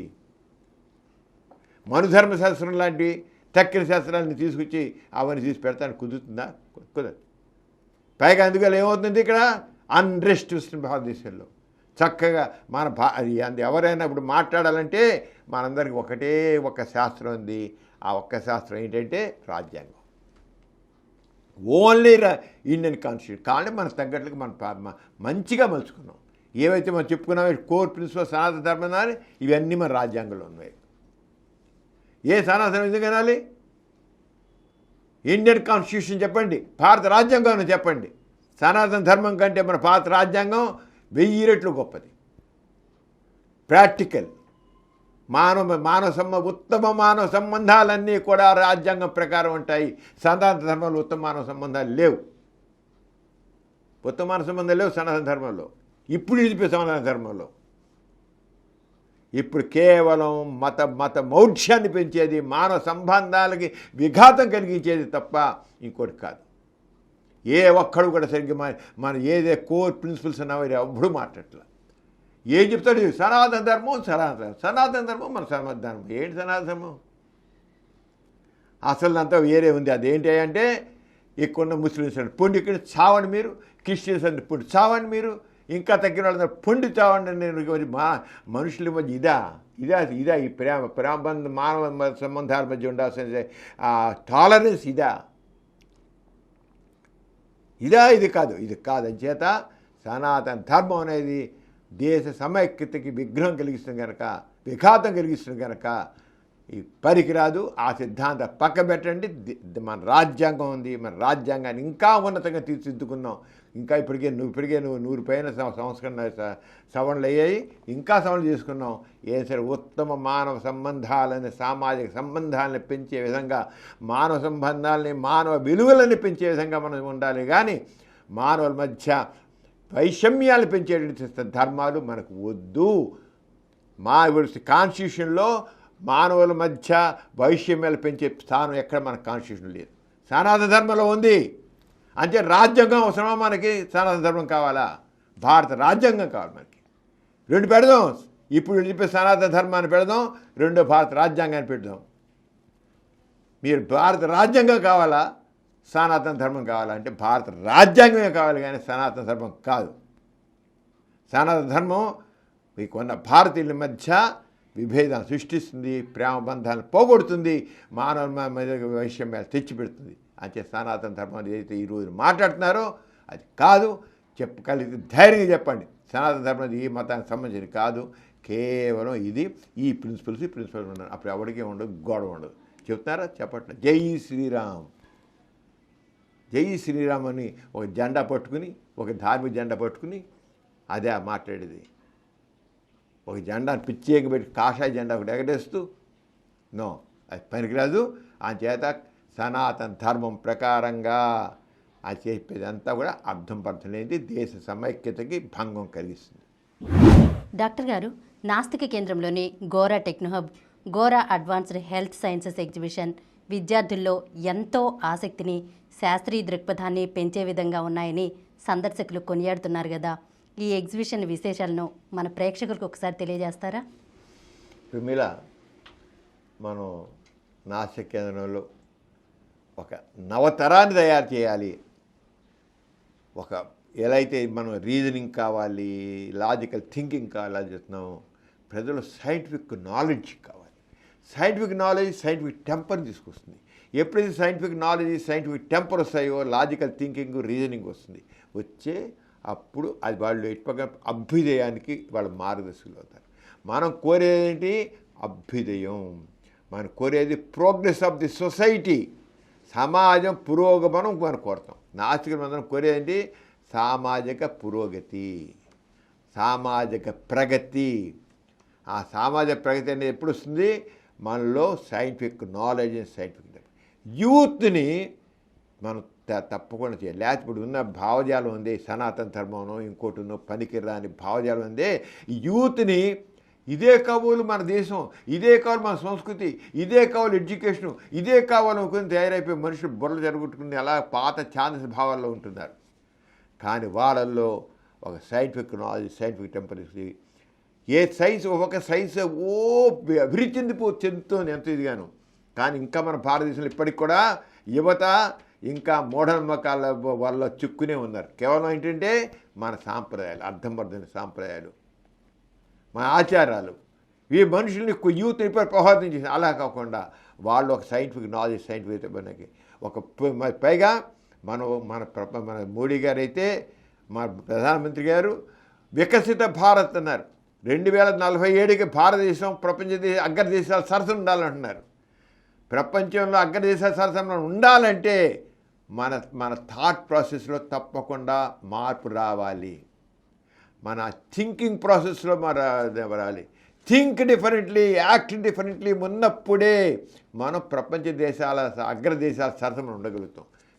ఈ సనాతన ధర్మంలో ఇంకోటి పెట్టి కూర్చుంటే మనం వెళ్ళాం కదా, ఇలాగే ఉంటాం. ఈ పనికిరాని భావాలు పెట్టుకుని వెనకబడి ఉంటాం. అంచేత యూత్కి సరైన డైరెక్షన్ ఇవ్వడం కోసం నాస్తిక కేంద్రంలో గోరా టెక్నోహబ్ అని ఒకటి, Gora advanced health sciences exhibition అని పెట్టాం. అంటే లేటెస్ట్ సైన్స్. మన గోరా టెక్నోహబ్లో అయితే హ్యూమనాయిడ్ రోబోట్ ఈజ్ గైడ్. ఇప్పుడు ఆర్టిఫిషియల్ ఇంటెలిజెన్స్ చాలా అడ్వాన్స్ అయిపోతుంది. ఆర్టిఫిషియల్ ఇంటెలిజెన్స్ మన జీవితంలో అది డిక్టేట్ చేస్తున్న ఆర్టిఫిషియల్ ఇంటెలిజెన్స్. ఆ ఆర్టిఫిషియల్ ఇంటెలిజెన్స్ అలాగే స్పేస్ సైన్స్ ఎంతో ఇస్తుంది, క్వాంటమ్ టెక్నాలజీ ఎంతో ఇది అవుతుంది, క్వాంటమ్ కంప్యూటింగ్ ఎంతో ఇది వస్తుంది, డ్రోన్స్ ఎంతో చేస్తున్నాయి. ఇవన్నీ అలాగే స్పేస్ చెప్పని మరి చెప్పలేనంత ప్రోగ్రెస్ అయిపోతుంది. ఇవన్నీ కూడా యూత్కి తెలిసేట్టు చేయాలి. దానికోసం గోరా టెక్ హబ్ మనం పెట్టాం. 1 year ఏంది పెట్టి ఇక్కడ చాలామంది చూస్తున్నారు. గవర్నమెంట్ ఆఫ్ ఆంధ్రప్రదేశ్ మన దీన్ని చూడాలి, మన దాంట్లో నాస్తిక కేంద్రంలో ఏంటి Gora space science Gora techno hub చూడాలని కూడా సర్క్యులర్ కూడా పంపించింది. అలాగే హై స్కూల్ పిల్లలందరూ కూడా వచ్చి చూడాలని ఎడ్యుకేషన్ దానికి కూడా హై స్కూల్ ఎడ్యుకేషన్ వాళ్ళు కూడా మొత్తం హై స్కూల్స్ అన్నిటి కూడా సర్క్యులర్ పంపించింది. ఎందుకంటే తీసి చాలా అడ్వాన్స్ చక్కగా థాట్ ప్రొవోకింగ్గా ఉన్నాయి. గోరా టెక్నో హబ్ కానీ లేకపోతే గోరా అడ్వాన్స్డ్ హెల్త్ సైన్సెస్ కానీ. ఇప్పుడు మెడికల్ సైన్స్ ఎంతో అడ్వాన్స్ అయిపోతుంది. ఇప్పుడు మనకైనా కిడ్నీ పాడైపోతే ఇంకో మనిషి కిడ్నీ దానం చేస్తే కిడ్నీ ఇవ్వాలి, లేకపోతే హార్ట్ పాడైపోతే ఇంకో మనిషి హార్ట్ ట్రాన్స్ప్లాంట్. అలా కాకుండా సైన్స్ ఈ రెండో పక్క ఎంత ఎడుతోందంటే ఆర్టిఫిషియల్ హార్ట్, ఆర్టిఫిషియల్ కిడ్నీ, చివరికి ఆర్టిఫిషియల్ బ్రెయిన్ కూడా మరి వచ్చేట్లుగా ఉంది. ఏతో ఆర్టిఫిషియల్ బ్రెయిన్ ఎలా అయితే మనకు హ్యూమనాయిడ్ రోబో మనిషి చెప్పినట్లుగా అది మాట్లాడుతూ పనులన్నీ చేస్తుంటే చేయగలేంది, ఆర్టిఫిషియల్ బ్రెయిన్ వచ్చే మనిషికి మామూలు పనులన్నీ చేసేట్లుగా తయారు చేసిన ఆర్టిఫిషియల్ బ్రెయిన్ వచ్చి బ్రెయిన్ పోతే మనిషి పని పోతున్నాడు, లంగ్స్ పాడైపోతే మనిషి చచ్చిపోతున్నాడు. ఒక క్యాన్సర్ వస్తే లంగ్స్ క్యాన్సర్ వస్తే మనిషి అయిపోయాడు, ఇంకంతా బతికైపోయింది. ఆ లంగ్స్ తీసి పరిచేసి ఆర్టిఫిషియల్ లంగ్స్ పెట్టేసే స్థితి వస్తుంది. కిడ్నీ పోతే మనిషి చచ్చిపోతున్నాడు, కిడ్నీ ఆర్టిఫిషియల్ కిడ్నీస్ చెప్పారు. ఆ లెవెల్ సైన్స్ ఆ దిశలో వెళుతుంది. ఇవన్నీ ఘోర అడ్వాన్స్ హెల్త్ సైన్సెస్లో పెట్టడం జరిగింది. అంటే ఇవాళ ఉన్నాయని కాదు, చివరికి రక్తం లేకపోతే ఇంకో మనిషి రక్తానికి ప్రత్యామ్నాయం ఏం లేదు. అలాంటిది ఆర్టిఫిషియల్ బ్లడ్ కూడా వచ్చే స్థితిలో ఉంది. అవన్నీ కూడా ఘోర అడ్వాన్స్డ్ హెల్త్ సైన్సెస్లో పెట్టడం జరుగుతుంది. నాలెడ్జ్, లేటెస్ట్ నాలెడ్జ్ అంతా. అలాగే మనకు మా హ్యూమన్ బాడీలో ఇవన్నీ ఎలా ఉంటాయి, రియల్గా ఐస్ ఎలా ఉంటాయి, బ్రెయిన్ ఎలా ఉంటుంది, లంగ్స్ ఎలా ఉంటుంది, హార్ట్ ఎలా ఉంటుంది, ఇంటెస్టైన్స్ ఎలా ఉంటుంది, లివర్ ఎలా ఉంటుంది, కిడ్నీ ఎలా ఉంటుంది, ఇవన్నీ కూడా మొత్తం ప్రతి ఒక్కటి కళ్ళకట్ట రియల్ స్పెసిఫిన్స్ అని అక్కడ పెట్టడం జరిగింది. రియల్ స్పెసిఫిన్స్ ఇలా ఉంటాయని ఊరికిన్నాగా కాకుండా. అలాగే ఆర్టిఫిషియల్ ఊంబ్, కృత్రిమ గర్భం. ఇప్పుడు తల్లులు ఇప్పుడు చాలామంది కొన్ని దేశాల్లో అసలు పెళ్లి చేసుకొని పిల్లలు కనాలి. ఎందుకని దే కాంట్ ఎఫర్డ్. వాళ్ళ జాబుల్లో ఉండి వాటిలో పిల్లలు వాడు 9 మాసాలు వాళ్ళు కడుపు మోస్తూ వాళ్ళ టైం పెట్టలేకపోతే can't spare for child bearing. అలా కాకుండా ఆర్టిఫిషియల్ ఊంబ్ వచ్చి దాంట్లో వీళ్ళు ఆ తల్లిగా అన్నం ఆ తండ్రి వీరికణం కలిపి ఆ పిండాన్ని తయారు చేసి ఆ పిండాన్ని ఒక కృత్రిమ గర్భంలో పెంచేది. ఆల్రెడీ జపాన్లో దానికి చాలా ఎక్కువ జరుగుతుంది. అలాంటివి వచ్చేస్తాయి, ఇంకెంతకాలం లేదు. ఆర్టిఫిషియల్ ఊంబ్ ఆల్రెడీ దానికి చాలా ప్రశ్నించారు. అలాంటిది కూడా మనకు ఆర్టిఫిషియల్ ఊంబ్ అనేది ఏ రకంగా ఉంటుంది, ప్రాసెస్ ఎలా ఉంటుంది అనేది కూడా మనం ఘోర అడ్వాన్స్ హెల్త్ సైన్స్ ఎగ్జిబిషన్లో పెట్టాం. ఆర్టిఫిషియల్ ఊంబ్ అంటే ఏదో అని కాదు, ప్రత్యక్షంగా ఆర్టిఫిషియల్ ఊంబ్, కృత్రిమ గర్భం అంటే ఎలా ఉంటుంది. మనిషి బయట ఇంకో దానిలో మనం పిల్లలు కానీ శుభ్రంగా ఇప్పుడు ఎట్లా ప్రపంచంలో జనాభా తగ్గిపోయే పరిస్థితి. ఇప్పుడు తీసుకుని జపాన్ కానీ జర్మనీ కానీ ఇవన్నీ తీసుకుంటే అసలు చనిపోయాడు ఎక్కువైపోయి, ముసలాడు పెరిగిపోయారు, కొత్తగా పుట్టే తగ్గిపోయారు. రివర్స్ నెగిటివ్గా ఉంటుంది జనాభా నిష్పత్తి. అంచేత వాటన్నిటిలో కూడా కాకుండా పిల్లలు కూడా ఆర్టిఫిషియల్ ఊంబ్ ద్వారా పిల్లలకని వీళ్ళ ఒక భార్యాభర్తకు వీరికి జీవకణాలే దాని ద్వారా చేయడం ఇలాంటివన్నీ కూడా ఎంతో గొప్ప సైన్స్ అంతా కూడా అక్కడ పెట్టడం జరిగింది. అందుకని చాలామంది చూస్తున్నారు. ఇంకా చూడాలి, బాగా నాలెడ్జ్ గెయిన్ చేయాలి, ఇంకా కొత్త మరి కనిపెట్టాలి. అందుకని అక్కడ ఏం చేసామంటే దీని ఘోర టెక్నో హబ్ కూడా ఇగ్నైట్, ఇన్స్పైర్, ఇన్వైట్ అని మోటో పెట్టాం. ఇగ్నైట్ నాలెడ్జ్ నువ్వు గెయిన్ చేయడానికి నీలో ఒక రకమైన తపన పెంచాలి. ఇన్స్పైర్ ప్రోత్సాహం, ఇన్నోవేట్ కొత్త కనిపెట్టు, నువ్వు ఉన్నాన్ని ఇంకా బెటర్ చేయడం ఏం చేయి. అంచేది యంగ్ మైండ్స్ ఇన్నోవేషన్స్ అని చెప్పి ఒక రూమ్ పెట్టాం. ఏమైనా కొత్తగా వాళ్ళు ఏమైనా కొత్త అభిప్రాయాలతో కొత్త చేసే దాంట్లో చూడడానికి అని పెట్టాం. కొత్త ఐడియాస్ ఉన్న దాని నుంచి దాన్ని ఇంకా ఎలా ఇంప్రూవ్ చేస్తారు, ఇంప్రవైజ్డ్ ఎలా చేస్తారు, దానికోసం కూడా ఘోర టెక్నో హబ్లో క్వాలిఫికేషన్ పెట్టాం. స్పేస్ సైన్స్ దాంట్లో అసలు మన సెటిలైట్స్ ఎలా ఉంటాయి, సెటిలైట్స్ ఎలా వస్తుంది, అలాగే మన చంద్రయాన్-3 రాకెట్ లాంచింగ్ ఎలా ఉంటుంది, రాకెట్ లాంచింగ్ పెట్టడం అయింది. టెలిస్కోప్ దీంట్లో ఏమో రోవర్ పెట్టాం, రోవర్ ఎలా బయటకు వస్తుంది, సెటిలైట్ నుంచి ఎలా వచ్చింది, ఏంటి ఎలా తిరుగుతుంది, ఏం చేస్తుంది, అన్నదిగా ఎలా తిరుగుతుంది, ఎలా చేస్తుంది అన్నీ కూడా దాంట్లో ఈ స్పేస్ సైన్స్ రూమ్లో పెట్టడం. ఇన్ని ఇప్పుడు నీకు చాలా కొద్దే ఈ రంగా ప్రతి వాడు దీనికి ఈ నాస్తి కేంద్రం గోరా టెక్ హబ్ కానీ, గోరా అడ్వాన్స్ హెల్త్ సైన్సెస్ కానీ, అక్కడ డార్విన్ థియరీ గురించి పెట్టాం. డార్విన్ ఇవన్నీ మామూలు పనికిరాని కథలు పక్కన పరిచి ఇప్పుడు యాక్చువల్గా ఏదైనా సైంటిఫిక్గా కరెక్ట్గా ఉందంటే డార్విన్ ఎవల్యూషన్ థియరీ ఇంకే రెండోది లేదు అసలు.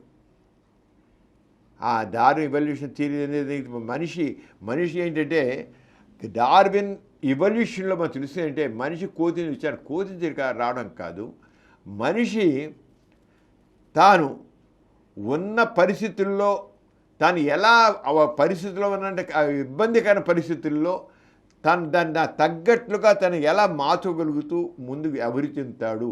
డార్విన్ థియరీ మనం చెప్పేది ఏంటంటే మనకి యాక్చువల్గా మనిషి ఏదో కోతించాడు అలా రావడం కాదు, సర్వైవల్ ఆఫ్ ది ఫిట్టెస్ట్ అంటారు డార్విన్ థియరీలో. సర్వైవల్ ఆఫ్ ది ఫిట్టెస్ట్ అని ఎలా సర్వైవల్ అంటే బలవంతుడు నిలబడతానే కాదు.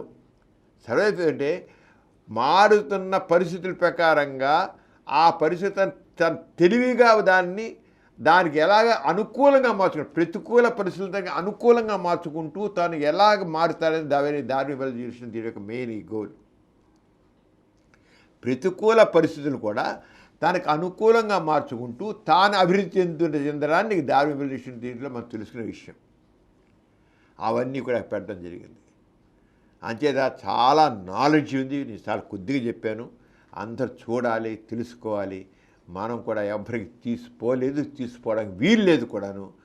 ఈ పనికిరాని ఛాందస భావాలను పక్కన పారేసి సైంటిఫిక్ నాలెడ్జ్, సైంటిఫిక్ టెంపర్తో మనం ముందుకు వెళ్ళాలి. మనం కూడా భారతీయులందరూ కూడా మనం కూడా ఏ మాత్రం తక్కువ ప్రూవ్ చేసుకోవాలి. 2047కి భారతదేశం అగ్రదేశాల సరసన ఉండాలనేది తప్పకుండా వస్తుంది. ఎప్పుడు వస్తుందంటే ఈ పనికిరాని అర్థం పడుతున్న ఈ సనాతన ధర్మాలు పనికిరాని ఆచార సాంప్రదాయం విలువెట్టి యూత్ ఎప్పుడైతే, ఎందుకంటే యూత్ మీదే భవిష్యత్తు అంత ఉంది, ఎప్పుడైతే ఒక కొత్త భావజాలంతో ముందుకు వస్తారో అప్పుడు దేశం ముందుకు వెళుతుంది. దేశం ముందుకు వెళ్ళాలి, అభివృద్ధి చెందాలి. అలాంటి దాంట్లో మన వంతు కృషిగా గోరా టెక్ హబ్ అలాగే Gora advance health science exhibition ఉన్నాయి. చూడండి, మీరందరూ ఇన్స్పైర్ అవ్వండి, ఇన్నోవేట్ చేయండి, కొత్తవి ఇగ్నైట్ యువర్ నాలెడ్జ్. అలా ఉంటే మనం ముందుకు వెళ్తాం. ప్రిమేరా ఇవాళ చాలా విషయాలు తెలుసుకున్నాం. మన యూట్యూబ్ ఛానల్ ముఖ్యంగా ఎథిస్ట్ పెట్టిన మెయిన్ పర్పస్ ఏంటంటే గోరా గారు ఏ పాజిటివ్ ఎథిజంని ప్రతిపాదించారో అది ఆ యొక్క భావజాలాన్ని అందరికి తీసుకెళ్ళాలి. గోరా గారి ప్రపంచంలో నాస్తికత్వానికి ఒక జీవిత విధానంగా సిద్ధాంతీకరించిన గోరా గారు ఇంకెవరు లేరు. నాస్తికత్వానికి ఒక జీవితం ఆయన ఆచరించారు. ప్రతిదీ ఆయన ఏం చెప్పారో అది ఆచరించి చూపించారు జీవితంలో. అలాగే అన్ని రంగాల్లో కూడా నాస్తికత్వం ఎలా ఉంటుంది, నాస్తిక జీవన విధానం ఎలా ఉంటుంది అనేది చేశారు పాజిటివ్గా. ఆ రంగా చేయడం కదా మనం సమరం ఛానల్స్ కూడా అదే పంథాలో మనం సమాజం చైతన్యపరచడం కోసం అని అనేక ఛానల్స్ పెడుతున్నాం. జనాలకు జరిగిన విషయ జ్ఞానం ఇవ్వాలి, జ్ఞానాన్ని ఇవ్వాలని చేస్తున్నాం. దాంట్లో 20 యూట్యూబ్ ఛానల్స్ మనకు ఉన్నాయి. సమరం ఛానల్స్ 20 యూట్యూబ్ ఛానల్స్ ఉన్నాయి. దాంట్లో సమరం ఎక్స్పర్ట్ లా అనే ఛానల్ ఉంది.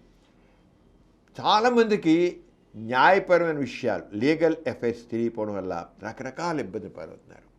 దాన్ని దృష్టిలో పెట్టుకుని సామాన్యులకు కూడా న్యాయ సంబంధమైన అవగాహన కలిగించాలి అని సమరం ఎక్స్పర్ట్ లా ఛానల్ పెట్టాం. దాని ద్వారా ఎన్ని విషయాలు, ఇది అదని కాదు, ఎన్ని విషయాలు జీవితంలో వచ్చే అనేక లీగల్ విషయాలన్నింటిలో కూడా, న్యాయపరమైన విషయాలన్నింటిలో కూడా దాంట్లో మనం తెలియజేయడం జరుగుతుంది. ఎక్స్పర్ట్స్ ఒపీనియన్స్ అన్నీ కూడా మనం అక్కడ తెలియజేయడం జరుగుతుంది. మెయిన్ పర్పస్ యొక్క ఏంటంటే సమరం ఎక్స్పర్ట్లా ఏంటంటే ఏదో లీగల్ ప్రాబ్లం ఉంటే మామూలుగా మాకు ఏది సమస్య ఉంది, ఆ సమస్యకి ఏంటి పరిష్కారం, నా సమస్య పరిష్కారం అని మామూలుగా అడుగుతారు. మామూలుగా లీగల్ ఇక్కడ అలా నాలెడ్జ్ ఇవ్వాలి. ఆ నాలెడ్జ్, లీగల్ నాలెడ్జ్ ఇవ్వడం కోసమని మనం దీంట్లో చేస్తున్నాం. దీంట్లో చాలా విషయాలు లీగల్ ఎన్నో కవర్ చేసి ఇన్నది కాదు, మన నిత్య జీవితంలో ఎదుర్కొనేటువంటి అనేక న్యాయ సంబంధమైన విషయాలన్నింటినీ దీంట్లో తెలియజేయడం జరుగుతుంది అని చెప్పి ప్రతి ఒక్కరు కూడా చూడండి. That is very very important. ప్రతి ఒక్కరికి నాకు తెలియదండి అని చేత ఇది మీరు తప్పంటే ఎలా అండి, నాకు తెలియదు నాకు ఈ విషయం తెలియదని కుదరదు. చట్టం నాకు ఈ రూల్స్ రెగ్యులేషన్ నాకు తెలియదండి, తెలియకని తెలిసి ఎందుకు చేస్తానండి అని ప్రతి వాళ్ళకి తెలియాలి. ఒప్పుకోదు, తెలియదు. నాకు రోడ్డు మధ్యలో నడవాలని తెలియదే, నడవకూడదు నాకు తెలియదండి, ఎడం పక్క నడవాలని తెలియదండి, కుడి పక్క ఎందుకు నడవకూడదు నాకు తెలియదండి అని అంటే కుదరదు. చట్టము తెలుసుకోవాల్సిన అవసరం ఉంది. నాకు తెలియదంటే సరిపోదు. నాకు తెలియదుగా ఈ తప్పు చేశాను అంటే కుదరదు. అంటే దాన్ని తెలియడం కోసమే సమరం ఎక్స్పర్ట్లా జరుగుతుంది. దాంట్లో అనేక విషయాలు చెబుతున్నాం. చూడండి, చూసి మీ జ్ఞానాన్ని పెంచుకొని, న్యాయ సంబంధ జ్ఞానం కూడా తెలుసుకొని, అన్ని 20 యూట్యూబ్ ఛానల్స్ కూడా మనం ఎంతో చక్కని నాలెడ్జ్ని ఇస్తున్నాం. దాంట్లో ముఖ్యమైన దీంట్లో ఇవి కూడా, దాంట్లో హెల్త్ ఛానల్ ఉంది, మనకి ప్రగతి ఛానల్ ఉంది, సైన్స్ ఛానల్ ఉంది, యూత్ ఛానల్ ఉంది, ఫుడ్ ఛానల్ ఉంది. ఇదేనే కాదు, అన్ని రకాల మన నాస్తికత మీద 5 రకాల ఛానల్స్ నడుపుతున్నాం. చాలా యునీక్, నిజం చెప్పాలి, సమరం ఛానల్ అసలు unique. So many YouTube channels ఉన్నాయి, కానీ సమరం ఛానల్స్ ఒక యునీక్ అని మాత్రం చెబుతాను నేను. ఆ యూనిక్ అది అని చెప్పేసి ఎవరికైతే సామాజిక చైతన్యం ఉంటుందో వాళ్ళందరూ కూడా సమరం ఛానల్స్ చూడండి, చూసి మీ జ్ఞానాన్ని పెంచు, ఇంకా ఈ సమాజం యొక్క అభివృద్ధికి, పురోగమనానికి తోడ్పడని కోరుతూ మరి పెమిల ఈరోజు అందరి దగ్గర సెలవు పుచ్చుకున్నాం. మళ్ళీ వచ్చే దీంట్లో కలుద్దాం. అందరికీ జై ఇన్సాన్. జై ఇన్సాన్. ఈ కార్యక్రమం మీకు ఎంతో నచ్చింది కదా. ఇటువంటి మరిన్ని వీడియోల కోసం అనతి కాలంలోనే 20 కోట్ల వ్యూస్ సాధించిన సమరం ఛానల్ సమర్పించు ఎథిస్ట్ బులెటిన్ ఛానల్కు సబ్స్క్రైబ్ చేయండి, లైక్ చేయండి, మీ ఫ్రెండ్స్కి షేర్ చేయండి. అలాగే ప్రక్కనున్న గంట సింబల్ని ప్రెస్ చేయడం మర్చిపోకండి.